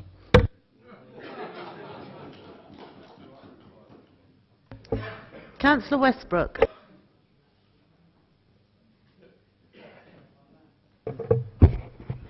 Thank you, Madam Mayor. Residents are currently experiencing a really tough time finding a home that meets their needs and budgets. I have 3 grown-up children who have been affected by this housing crisis, paying very high private rent, and like other residents are simply looking for decent homes at prices they can afford. Government are proposing changes that will have a severe impact on our community's housing needs, and this council should be prepared to address the fallout from that. I recently watched an episode of the original House of Cards drama set in the early 90s, a drama based on a Conservative majority government determined to do as they wished, and in the words of Francis Urquhart, we'll do what we like because we can. It seems like nothing's changed. Even the crowd scene showed placards which read housing crisis. The reality is this government has been far too slow to acknowledge that there is a housing crisis. Even with a revamp of Right to Buy in 2012, only 1 in 10 homes have actually been replaced, and some of those homes are now in the hands of buy-to-let landlords, renting out at inflated prices to families receiving housing benefit, all at a cost to the public purse.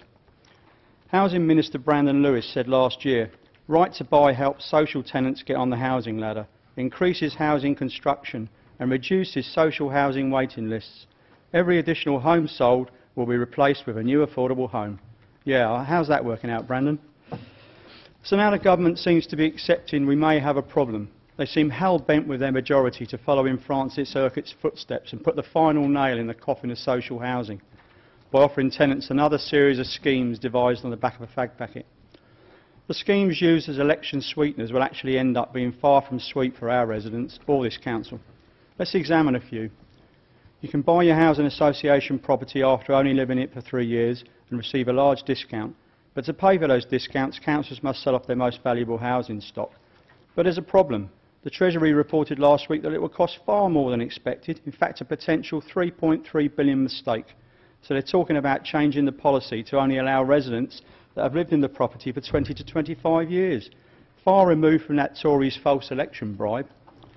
And after the failure to replace every house sold through Right to Buy, does the government now think it's sensible to extend this to include all housing association stock, the properties that are so vital to our town?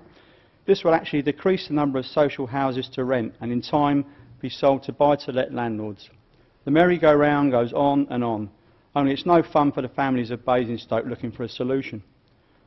Perhaps one of the most pernicious proposals currently in consultation is the pay-to-stay policy, which although in the housing bill is being shielded by the theory that families receiving tax credits will be on average £1,300 a year worse off.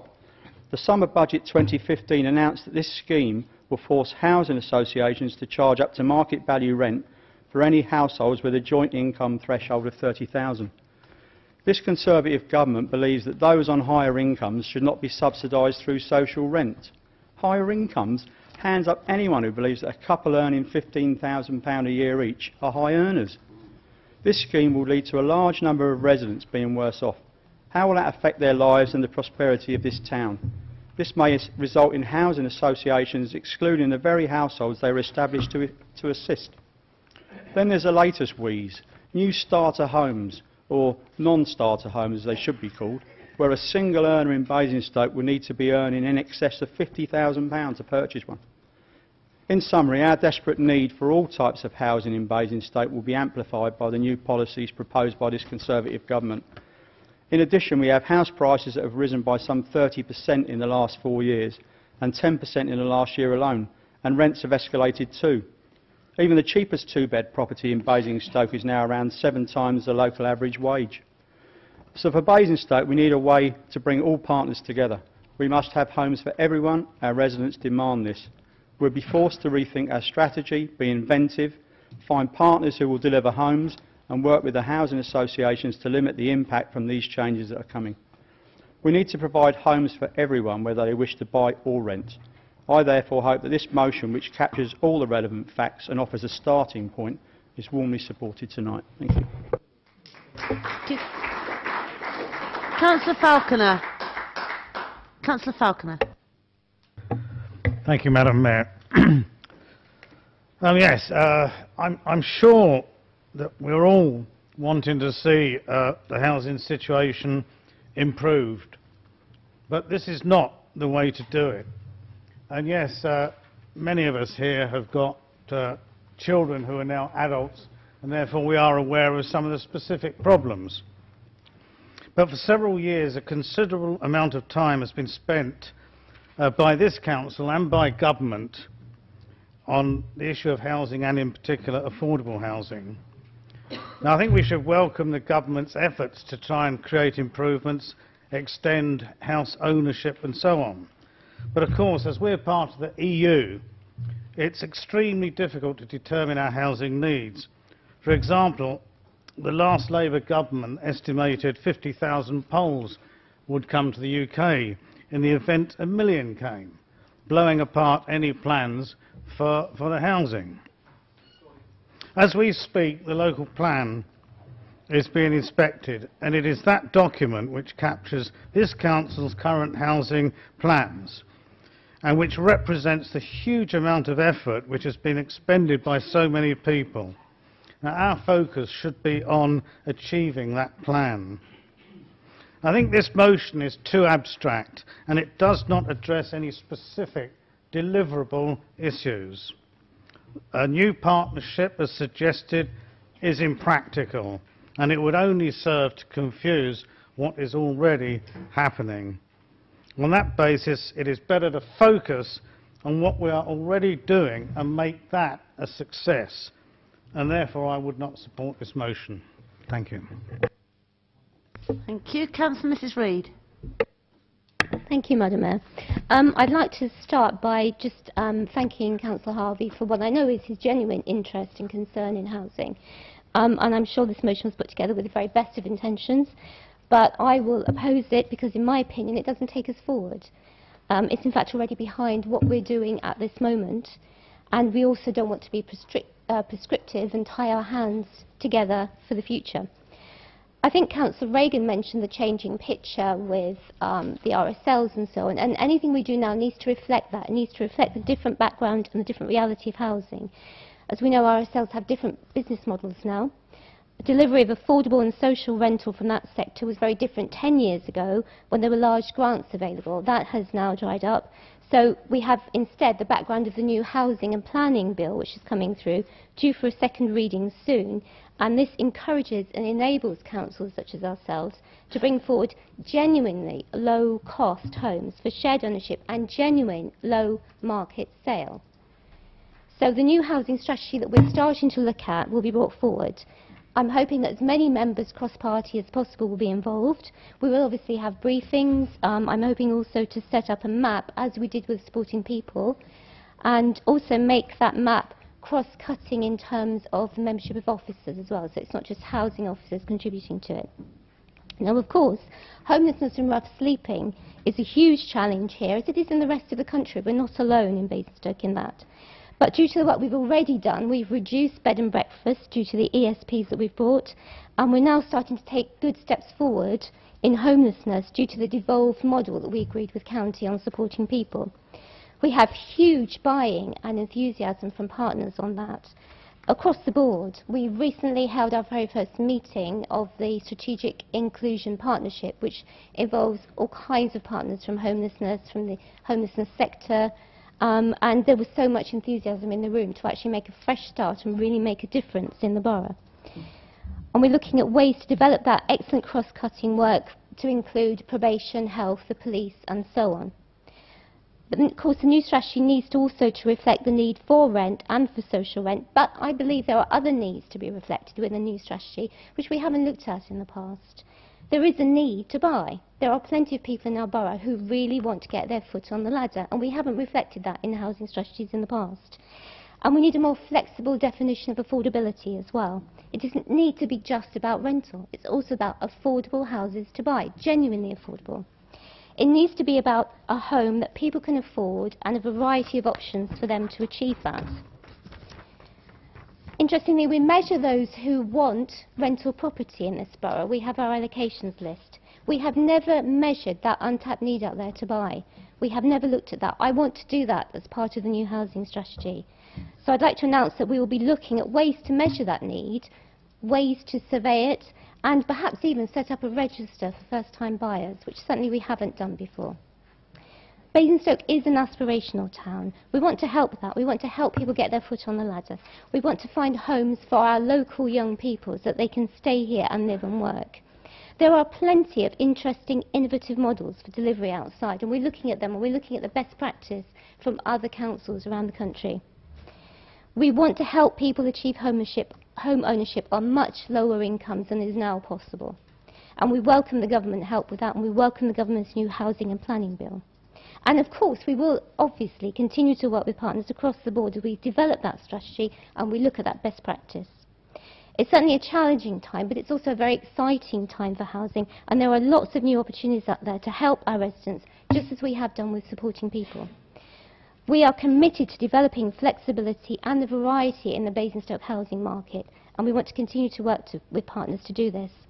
We have a real chance and opportunity here to change the face of Basingstoke and provide great homes for the future and ensure opportunities for our young people and our residents to access proper housing, perhaps for the very first time.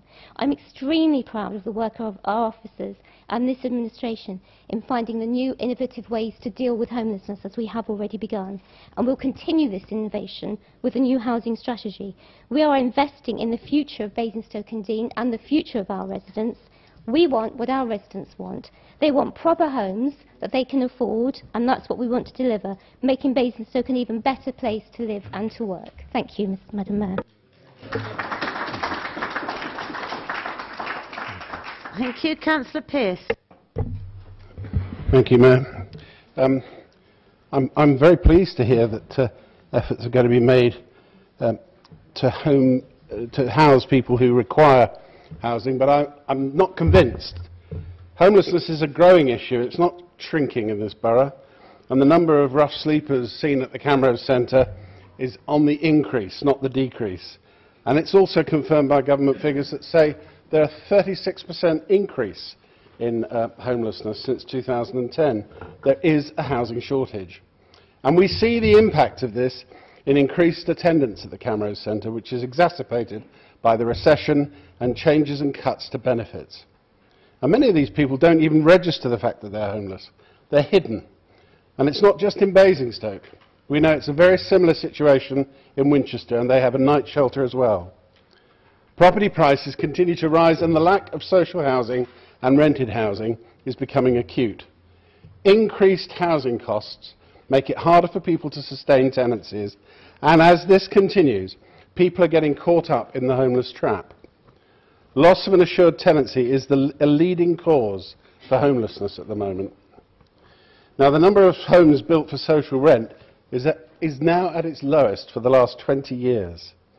And research recently provided by the National Housing Federation found that private renters in the UK pay the highest price for housing in the entire European Union. And do we believe assurances that for every home sold by a housing association, one will be replaced? It's been mentioned earlier. This has never occurred when previous similar assurances were given, and I doubt it will occur now. Housing ownership is at its lowest level for 30 years, and affordable house building has fallen to the lowest level for at least the last 5 years. And homes built for social rent dropped to their lowest level in over 2 decades. And look what the CBI says. We desperately need bold action to get on with building 240,000 homes a year by 2025. Extending the right to buy scheme does not solve the problem. And the IFS said, given that the less than impressive record of delivering replacement social housing under the existing right to buy, there is a risk that these policies will lead to a further depletion of the social housing stock, something the proposal explicitly seeks to avoid. So now is the time to make a change. We're a wealthy borough and can finance a building programme. Sorry, Councillor Pearce, can you finish in one sentence? We've timed out on this one. There will not be a shortage of tenants if we provide quality housing in this town, but recognise it matters what we build. Let's keep Basingstoke a place to be proud of and support the motion. Thank you. I ask Councillor Harvey to sum up, please. Thank you, Madam Mayor. In some ways, I'm not surprised at the way this debate has gone, and in some ways, I think it misses a lot of the issues that are very genuine and very real and we do need to address as a council. I think, you know, some of the churlish comments, some of the silliness should be up to one side, because if there's one thing I did learn, not just during the general election, but before that and still now, talking to people across the town, are the genuine housing issues that families and individuals face. And it is crisis for them because it's about their life, and it's about what they're living through, and it's about what they can afford and whether or not they can keep the roof over their head, move on, and where they can go with their own lives in this borough. And I think if we reduce it to that level of what's real and what's actually happening, we might just begin to understand how some of the government's initiatives and some of the initiatives that we've seen recently aren't even beginning to address the issue, and if anything are compounding it and making it far worse. talk to the housing sector, talk about what the right to buy will do, when our local housing associations will not be obligated to replace the homes in this borough. They can take them anywhere within their geography. So they might well see right to buy in Basingstoke, but we won't see the social housing necessarily replaced in Basingstoke. Look at what the £1,300 in working families tax credit cut really will do to families. Look at that woman on Question Time last week. Look at the way she described it as being a former Tory voter and the impact it would have on her life and her family. That's real, that's genuine, that's what this is actually about. And then look at the issues that we see in our own town and our own borough with the indices of multiple deprivation that were published in September. Look at the fact that we've got 4 areas of our town that fall within the 30% most deprived in the country. In Basingstoke and Deane, when we have some of the most affluent, we have some areas in Hampshire that are amongst the most deprived. 11 of areas are in the 40% most deprived. Now what does that mean? That means the level of inequality that we see, the actual level of genuine inequality we see in our town and in our borough is growing. Child poverty is growing. Now those are statistics, those are issues, those are concerns that we directly believe are a crisis and do deserve attention across the whole sector. In some areas of Basingstoke, some of the indices put some communities in the bottom 10% most deprived in the country. Now we should be ashamed of that, and we should be aware of what we need to do as a borough council working with people to make a direct difference to that. So on the one level, we have all of these major social issues that do need addressing, and we also have the aspirant, and we also have the successful, and we also have the prosperous who want to move on, downsize and change their lives accordingly. And it's how we balance all of that. It's genuinely important, and simply playing with the register or playing in the way that we've seen in terms of affordable housing and what the housing associations can deliver now because of the constraints of the new housing bill isn't going to address it. It's going to make it far worse. Talk to them, listen to them. They say that themselves, let alone us as Labour politicians or other politicians making the case on their behalf and making the case with them. The benefit cap of £20,000 is going to have a huge impact on homelessness and a huge impact on eviction and a huge impact on what people can choose to afford in our town, because rents are beyond people's means and mortgages are beyond people's means. The ability to go to the bank and persuade the bank that you can sustain a mortgage and sustain an investment of that kind is difficult for many, many, many people, let alone the fact of actually how much the houses are in the first place at the bottom end of the market, let alone the top end. In all of that, in all of the issues that might be relevant, look at the CAB annual report.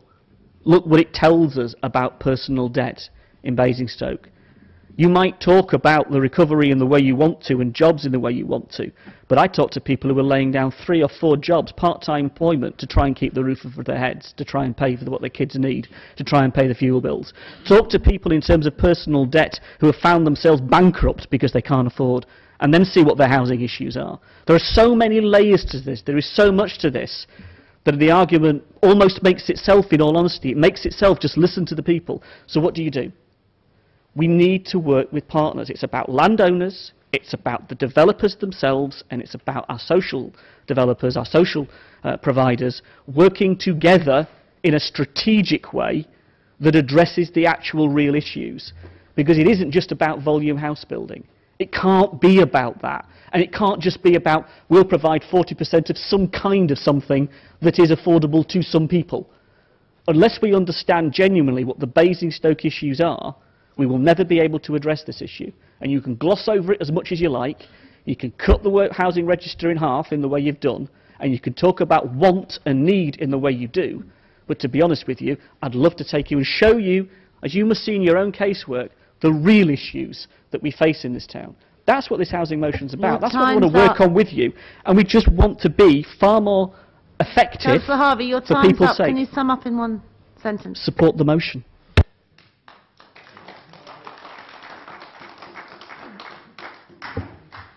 Right, we'll move to the vote. Electronic vote, yes.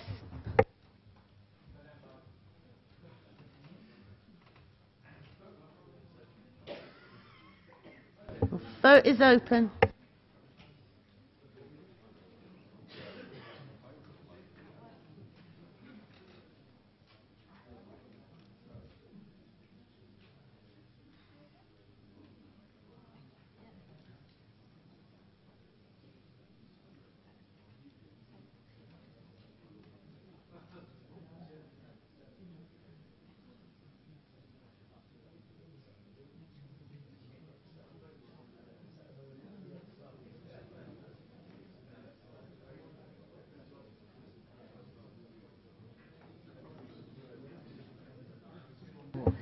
Has everybody voted? Vote will be closing in a moment.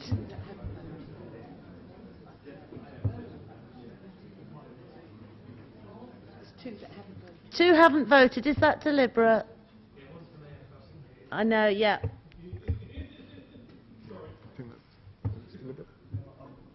Abstaining. Okay, that's fine, then the vote's closing.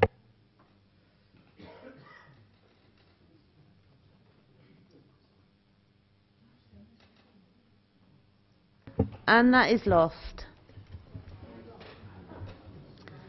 We move on to the third motion, the refugee crisis, and the mover, Councillor Gavin James.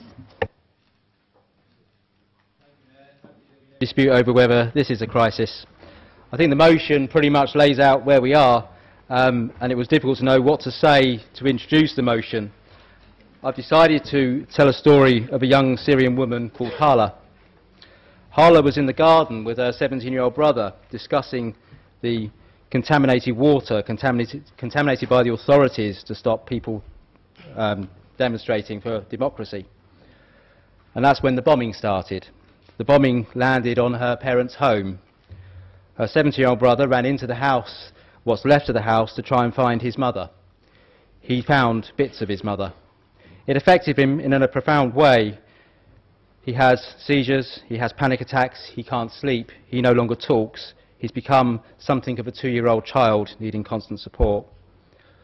When Hala contacted her father to say what had happened, he said, "Leave, go to a place of safety and I will join you soon." Hala got her brothers, she left to go to Lebanon where she could be safe. She waited for her father to join her. Her father never joined her, assumed in prison or dead.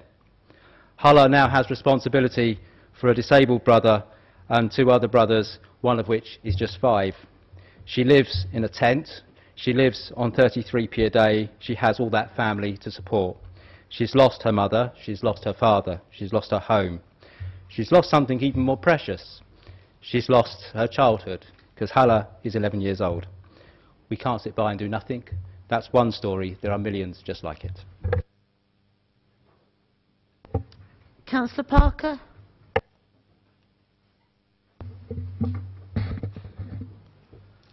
Thank you, Madam Mayor. Seconding this motion, I really hope members look at the intent. Seeing the plight of families, often including young children and elderly, many already ill or disabled, having abandoned everything to flee the terror of living in a war zone, then putting their lives at risk to reach the sanctuary of European mainland. I do believe anybody with compassion must feel desperately sorry for them. But feeling sorry is not enough. Actions are required. And it is just that which we are asking members to support tonight. Please start by voting for this motion so that we can draw on the professional organisational skills of our council staff, other agencies and volunteer organisations, all so evident when we had to deal with the local flooding crisis. And, Madam Mayor, if this progresses and there is a call for councillor involvement, then I put my name forward. Please support the motion. Thank you. Councillor Sherlock.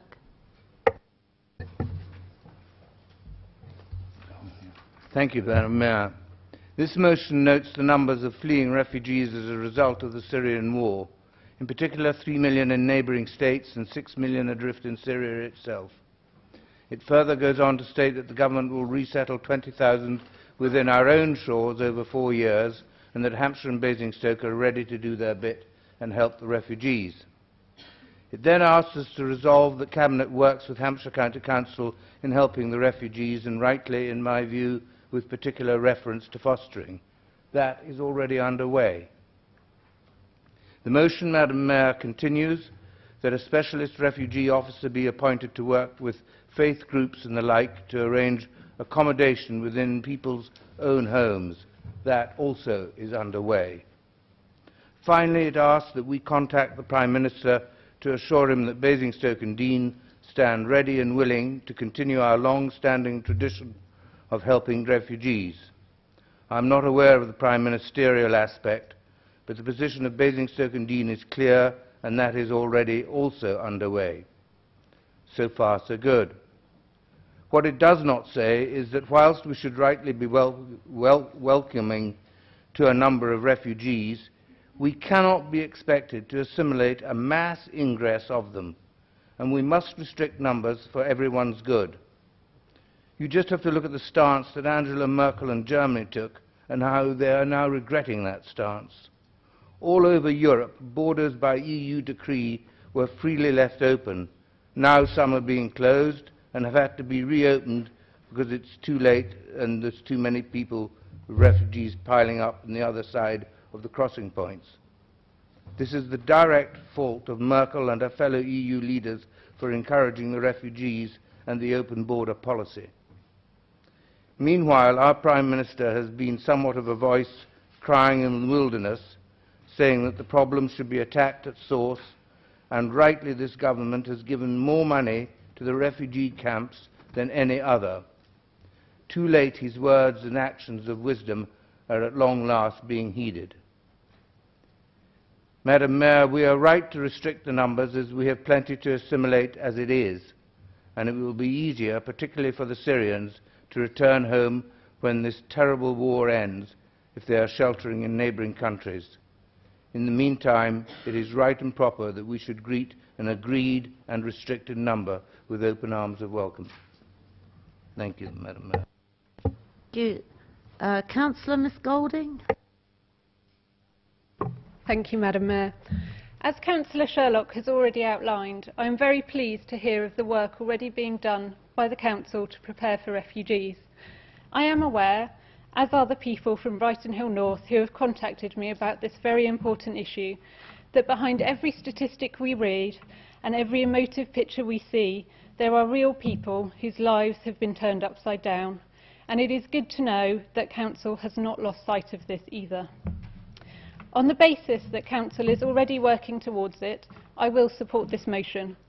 I would particularly support the idea that we continue to work with local community and faith groups to plan how we could support refugees in Basingstoke and Deane. However, I do not believe that it is just as simple as working with community groups to provide housing. For example, there is a lot of research that tells us that language is a significant barrier when moving into a new culture and can create many more anxieties about how to integrate into the local community and access local facilities.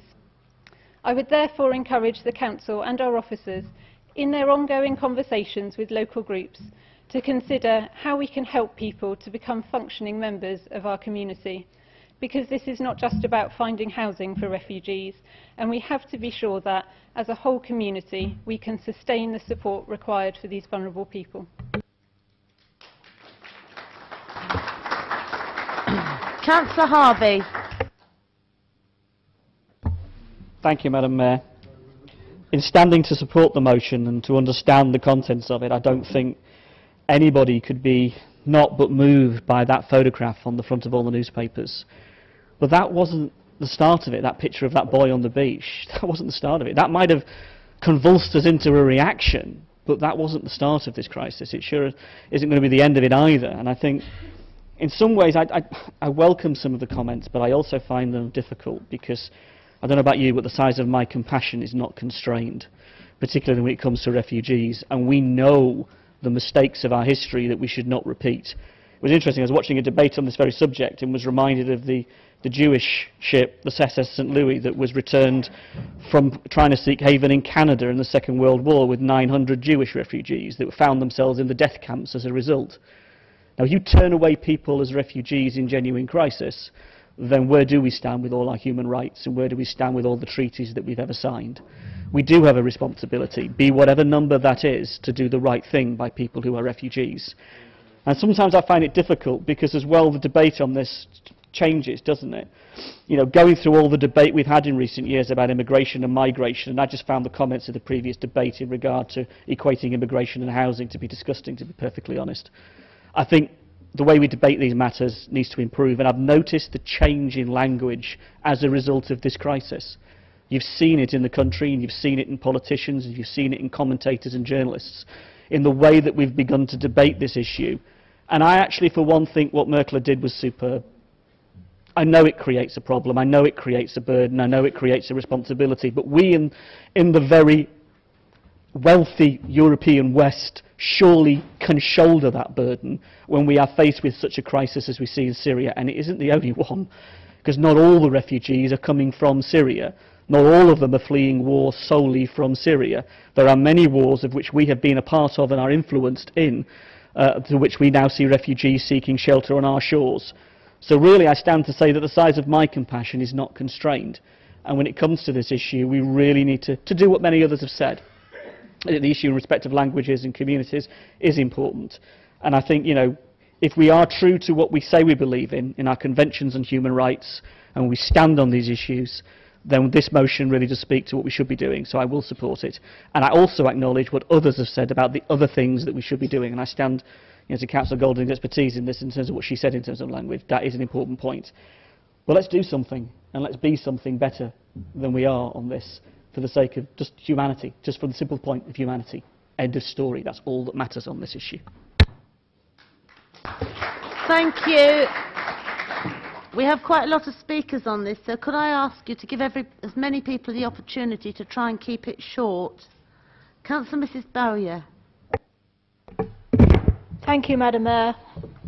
The refugee crisis in Europe has escalated out of all proportion, and it must be addressed.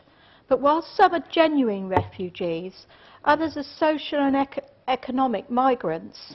Many are young adult males with no life skills, wanting a better life in the West, not realising that our culture and way of life is so different from where they have come from. Our community has rallied round and sent parcels of clothing, food and other aid to help those in need, as well as offers of help for orphan children and families who wish to settle here.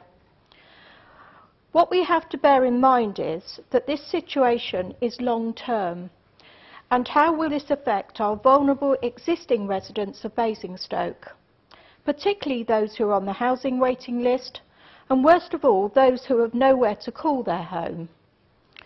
We are being asked to provide more houses, there is extra pressure on social services due to an ageing population, and schools and doctors' surgeries are at record capacity. So there has to be a balance that works for us all. In the past, some of us can remember taking foreign exchange students for a couple of weeks in the summer and feeling the relief when we waved them off back to their families. These refugees will not be doing that. They will have no money, and once they arrive, they will be here to stay. Many of them will struggle as they will not speak English, putting pressure on our already oversubscribed schools and other services. And others will lack the employment opportunities to move on, often taking low-paid jobs, undercutting the minimum wage to survive. The government has spent billions of pounds setting up refugee camps in the Middle East so that genuine refugees can stay close to their own country, and has pledged to allow a controlled number to settle in the UK over the next 5 years. Let's not be panicked by the EU to accept a quota ahead of this. What we should be doing is pressurising our MPs of all parties to find a way, along with others, to stop the illegal trade in trafficking these people into Europe. This is not going to go away, but again, I ask you to consider our own residents, and their needs must come first. But I will support the motion. Is that a maiden speech? Is that maiden speech? Yes. Yes.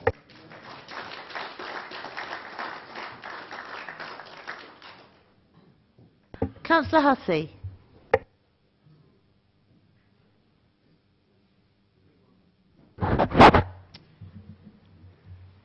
I wasn't intending to speak this evening on this topic, but I've heard a lot said this evening, and a lot of it, I believe, has been informed by what they've read in the press and not what they've seen with their own eyes.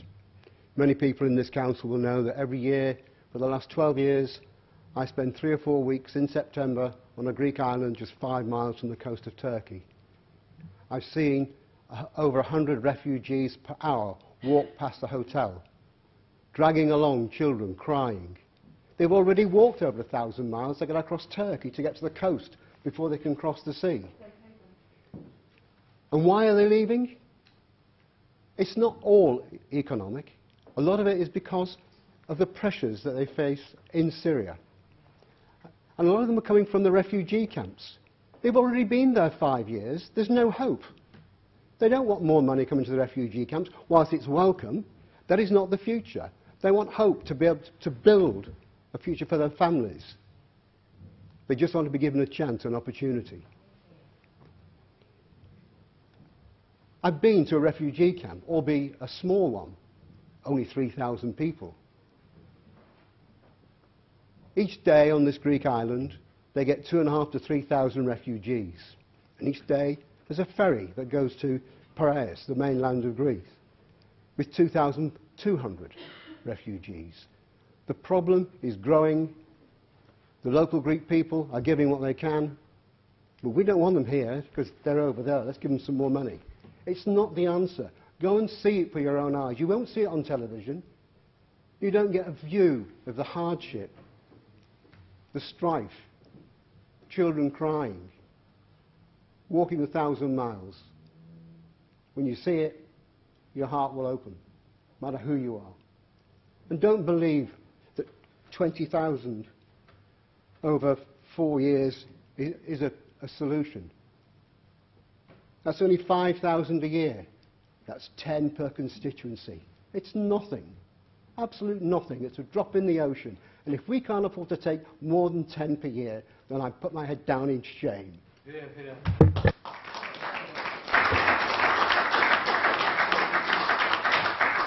Councillor Mrs Taylor. Thank you very much, Madam Mayor.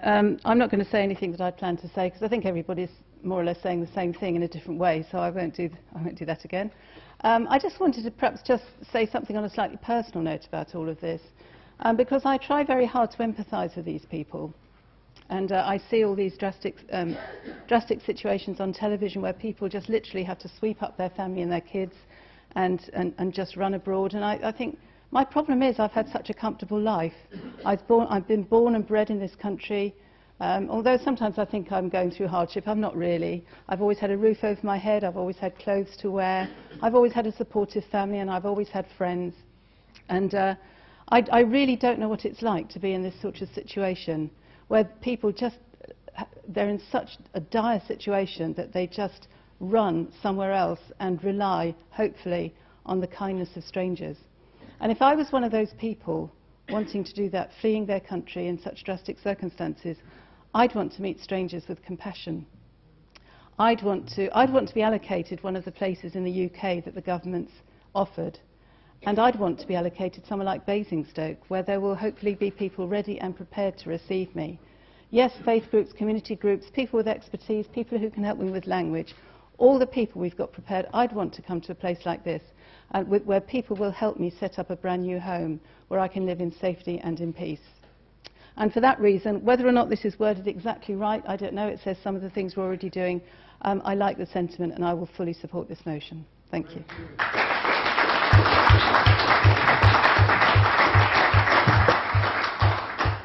Councillor Tate. Thank you, Madam Mayor. Firstly, I'd like to associate all my remarks with really where the majority of remarks have been made tonight regarding the disastrous situation and the refugees from Syria. No one can fail to be moved by the plight of these people who are in desperate circumstances and who are only trying to remain safe. And fundamentally, we stand fully behind the government policy, which is one, to support those taking refuge at the nearest point of safety in camps in the Middle East through the overseas aid budget, and secondly, to support the government plan to resettle 20,000 Syrian refugees in the next 4 years. And as I said, I start with saying that I fully support the motion. However, I think it's also important to undertake these tasks in an organised and careful manner to avoid the disturbing scenes that we've become all too familiar with in the last few months on the television. And I'd like to tell you a little bit about the actions now that are being undertaken within this administration and the organisations around it. Firstly, offers of assistance from councils are being coordinated through the local government association via what is called the Strategic Migration Partnership. The South East Strategic Partnership for Migration, of which we are a member, covers a region from Hampshire to Kent and from the Isle of Wight to Buckinghamshire. And as a member of this, our offices are working constructively with Hampshire County Council to develop responses that will be submitted to the South East Strategic Partnership. We're working with Hampshire County Council on this as the government has asked that in two-tier authorities a single point of contact is made clear, and the Hampshire County Council Emergency Planning and Resilience Team has taken over this role. So work is underway in a planned and sustainable manner to offer support and manage requests that may be made of us in due course. In the motion, specific mention has been naturally been made of any opportunities for foster care for those orphaned or separated from families. Current information that is being given to us would indicate that the number of arrivals of orphaned and unaccompanied children is expected to be extremely low, and that in these cases the local government association has advised support through a separate national scheme that is currently being devised to best meet the refugees' needs. It is not expected at this time that any additional foster care support will be needed outside of this particular scheme. The motion in its second resolution discusses the role of community groups, faith groups and charities. And today, BDBC officers can record and collate offers as requested by the Home Office and will communicate that information through the bodies that I have mentioned earlier. However, I should point out that formal government advice is that the government does not foresee a need for individuals to host Syrian refugees in their homes, and they're not asking people to come forward with offers of spare bedrooms. Though at this time I think it's only fair to thank those that may already have made offers, and it indeed does show the generosity of spirit of the people of Basingstoke. In due course, a specialist refugee officer will be appointed to cover the tasks associated with this motion. And today, 2 management officers from Housing and Community are providing support based on what function best supports the requirement or contact. Currently, we are not clear exactly on the amount and level of resource that will eventually be required in the post of refugee officer, and therefore have not felt the need yet to designate a specific officer for this. As the situation evolves and needs can be quantified, then at the appropriate time, a specialist refugee officer of the appropriate level and experience will be allocated. As I have said earlier, we fully support the government policy and stand ready to undertake what is required, and at this stage it is about planning and coordination. By operating in the structure outlined, Basingstoke can play its part fully in supporting the government's resettling of 20,000 refugees. Building a coherent structure will ultimately provide a long-term, sustainable base from which we can offer support, and that must be the goal, as that is surely what must be the ultimate benefit to the refugee. I do support the motion and the aims of this motion that has been forward, and I fully support the work of the officers that are currently undertaking. We are playing our part in what is part of a wider team effort to assure that those who need our support get it and can generate a safe future. Thank you. Unfortunately, we've timed out again. It was just gone red. Councillor Mrs. Freed. Sorry, Madam Mayor, this is probably not a proper point of order, but I just wanted to point out that it was Councillor Hannah Golding's maiden speech this evening as well. It was. Oh, we. Thank you.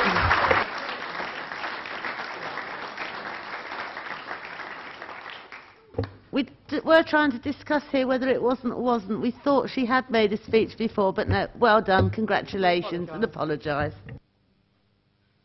Right, we now move on to the vote, electronic vote. So, oh, sorry.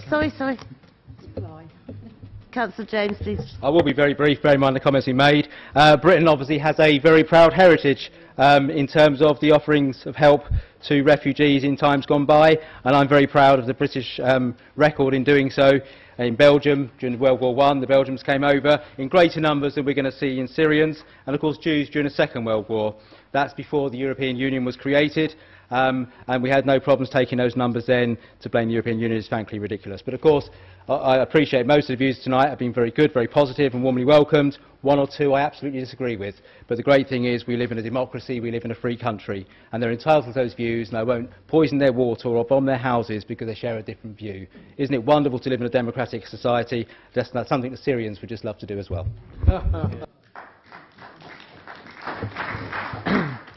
Thank you. Do you want to go for a recorded vote, or is everybody just happy to... You want... Agreed? Record? Electronic. We'll go for the electronic. Electronic vote is now open.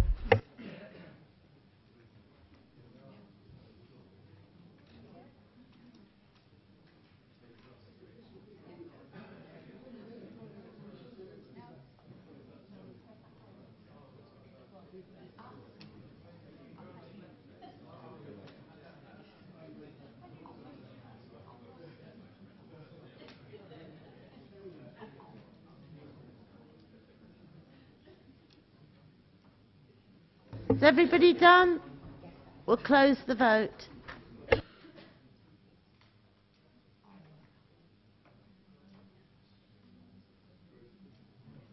And that motion is carried.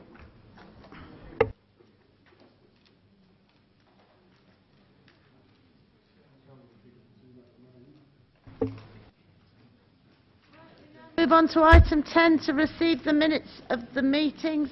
Everybody happy to take those en bloc? Councillor Parker. Can we have a bit of hush, please? Thank you, Madam Mayor. I want to speak to the audit minutes, page 5814, audits and accounts. But before I do, Madam Mayor, may I just make a comment? What a wonderful celebration of democracy we've witnessed tonight, with Mrs Tina Taplin, Mrs Debbie Reevell and Mrs Helen Richards attending tonight and being able to ask challenging questions of this council and being treated with due respect. Something that would not be allowed by this Conservative government's chosen business partners and bankers, China. Moving on to audit and accounts. These are questions on minutes. I am coming to a question.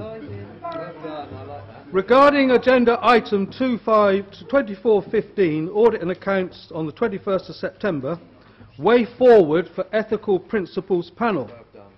I thank the Chair, Councillor Gardner, for his valued support, because without his suggested amendment to the Executive Officer's recommendation, this important issue could have been faced a firmly shut door. However, as in the committee minutes, the revised recommendation resolved. The issue of ethical principles has not been concluded. The committee asks the political group leaders to determine if any further work is required and consider the resources implications. As a month has now passed, and I understand this Audit and Accounts Committee recommendation has not yet been included on the political group leaders' agenda, would Councillor Gardner use his office as Chair of Audit and Accounts to ensure that his committee's recommendations are progressed? Councillor Gardner? Yes. Thank you. Supplementary. You can have a supplementary. I just wanted myself to say thank you. Thank you. Everybody happy with the minutes? Agreed. Thank you.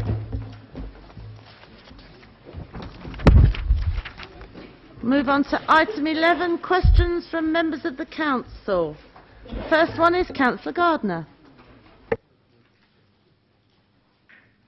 as on the order paper. Leader of the Council.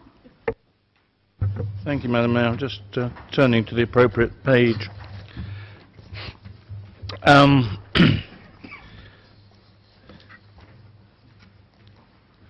It wasn't actually in the light, I suppose the question isn't really in the light of the planning permission being granted.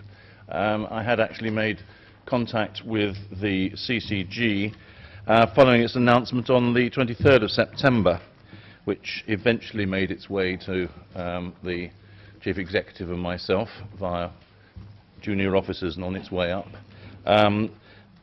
where the CCG had recommended that the governing body did not go forward to formal consultation on the critical health hospital.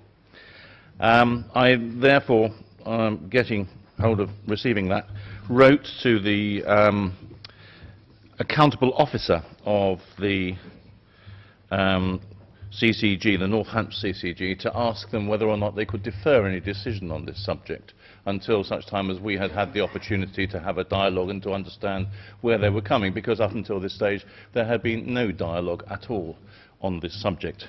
Unfortunately, they decided that because they wanted to get on with it, there wasn't time and they couldn't actually, they would have to make the decision come what may, which is somewhat surprising since they'd had about 3 years beforehand to make a decision on this subject, and in fact had made a decision and they were just changing their minds at this point. Nevertheless, I did ask them to come to see me, or actually I volunteered to go and see them, and they said they will come to see me, and at the same time I went to see the hospital and to also get their view on this, because whilst we as a local authority have no role to play in the administration of the health service, and certainly no role to play in making clinical decisions on subjects, I think we do have a genuine role to play in representing the views of our residents and making sure that the interests of our residents are taken into account by other public bodies. And so they did come, both groups, and the hospital continued to make it clear that they thought the way forward to have a critical health centre was exactly the right way to go, and that they wished to proceed to consultation as quickly as possible. The CCG, from their part, made it clear that there were a lot of questions still unanswered, that it was necessary to review the whole question, both of the clinical viability of a centralised care for critical issues, and also, of course, to look at the longer-term structure of health care provision in the north of Hampshire and mid-Hampshire in the light of impending pressures on their budgets over the next 5 years. I found that a very unsatisfactory answer, in that what have they been doing for the last 3 years? Nothing radically has changed of late. They should have come to these conclusions sooner than now. I found it equally disturbing that we have two different arms of one organisation, the NHS, who apparently seem not to talk to one another. I think that is letting us, as residents, as prospective patients, is letting us down. We had some discussions on what potential there might be around the opportunities for centralisation to carry on regardless, while they were looking at the longer-term issues of care. Apparently that is not really possible to dissociate the two. Again, an argument which I don't fully understand and does not seem to be supported by the point of view put forward by the hospital.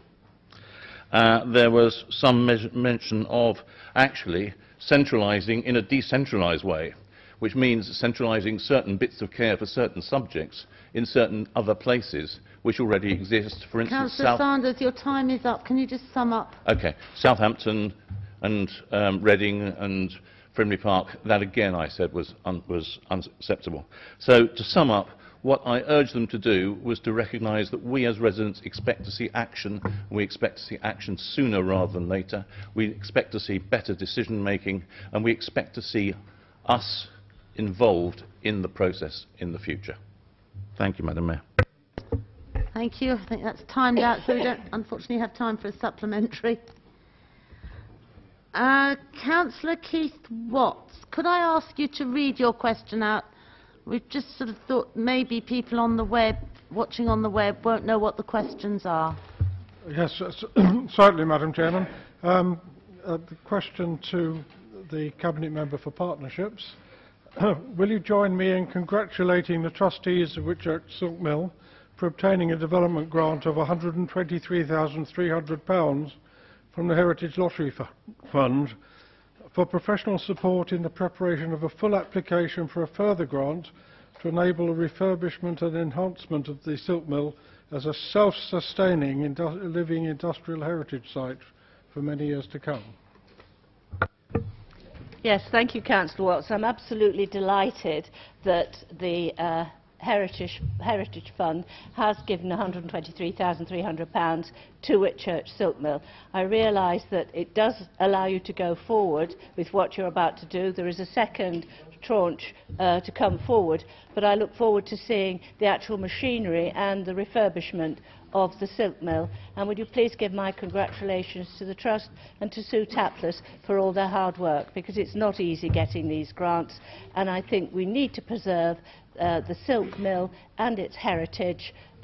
We were in the 17th, 18th century well known for silk, and I think it's brilliant that it will come forward. And again, you will be employing apprentices in the actual silk mill as well. So yes, congratulations to everybody. I'm delighted.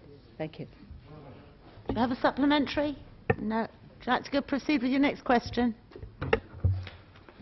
To ask the Leader of the Council, who I understand is responsible for tourism, will you join me in congratulating the trustees of the Whitchurch Association for obtaining Walkers Are Welcome accreditation for the area, part of a low-impact green tourism initiative promoting public transport with the backing of Stagecoach and South West trains? Yes. For those who are not aware, Walkers Are Welcome is a non-profit making community interest company. It's a nationwide initiative that was launched in 2007 to encourage towns and villages to be welcoming to walkers. And since 2007, the network's expanded rapidly. There are now over 100 locations across the UK that have joined the community-led scheme, and it essentially is a community-led scheme that benefit from Walkers Are Welcome accreditation. The aim is to promote these towns and villages to be attractive destinations for walkers, with a lot of quality information on where local walks are, to offer local people and visitors excellent walking opportunities themselves within their own areas, to ensure that footpaths and facilities for walkers are maintained, improved and are well signposted, to contribute to local tourism plans and regeneration strategies, to promote the health benefits of walking and increase participation in walking, and to encourage the use of public transport. The benefits of that are that it should and does actually attract more people to visit a town and to enjoy walks. It provides economic benefits for shops, B&Bs, hotels, pubs, cafes, etc., through increased footfall. It strengthens the town's reputation as a walking destination when signposted walks and guides are available. And it definitely does promote local visitor attractions, such as the one that Cathy has just been talking about. And I think it complements the town's economic generation and tourism plans and strategies. It says, Walkers Are Welcome say about Whitchurch, Whitchurch is a small town and always seeks to provide a warm welcome to visitors wishing to explore this lesser-known part of Hampshire. Whitchurch has a variety of walks to suit all interests and abilities, from the gentle river landscape of pristine waters and water meadows with their abundant flora and fauna, to the footpaths of the chalk downs where the colours, sounds and shadows etc. Oh dear. What it actually says is much of the charming town centre oh dear, is a conservation area, and I'm sure that that Councillor Watts could tell you the rest.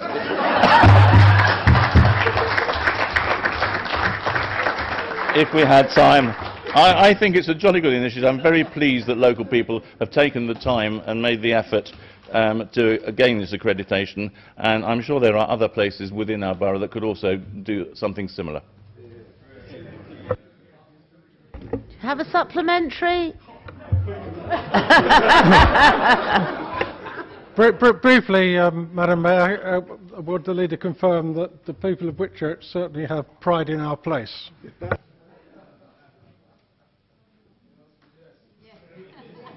I think the answer's just been given by my noble assistant. Thank you.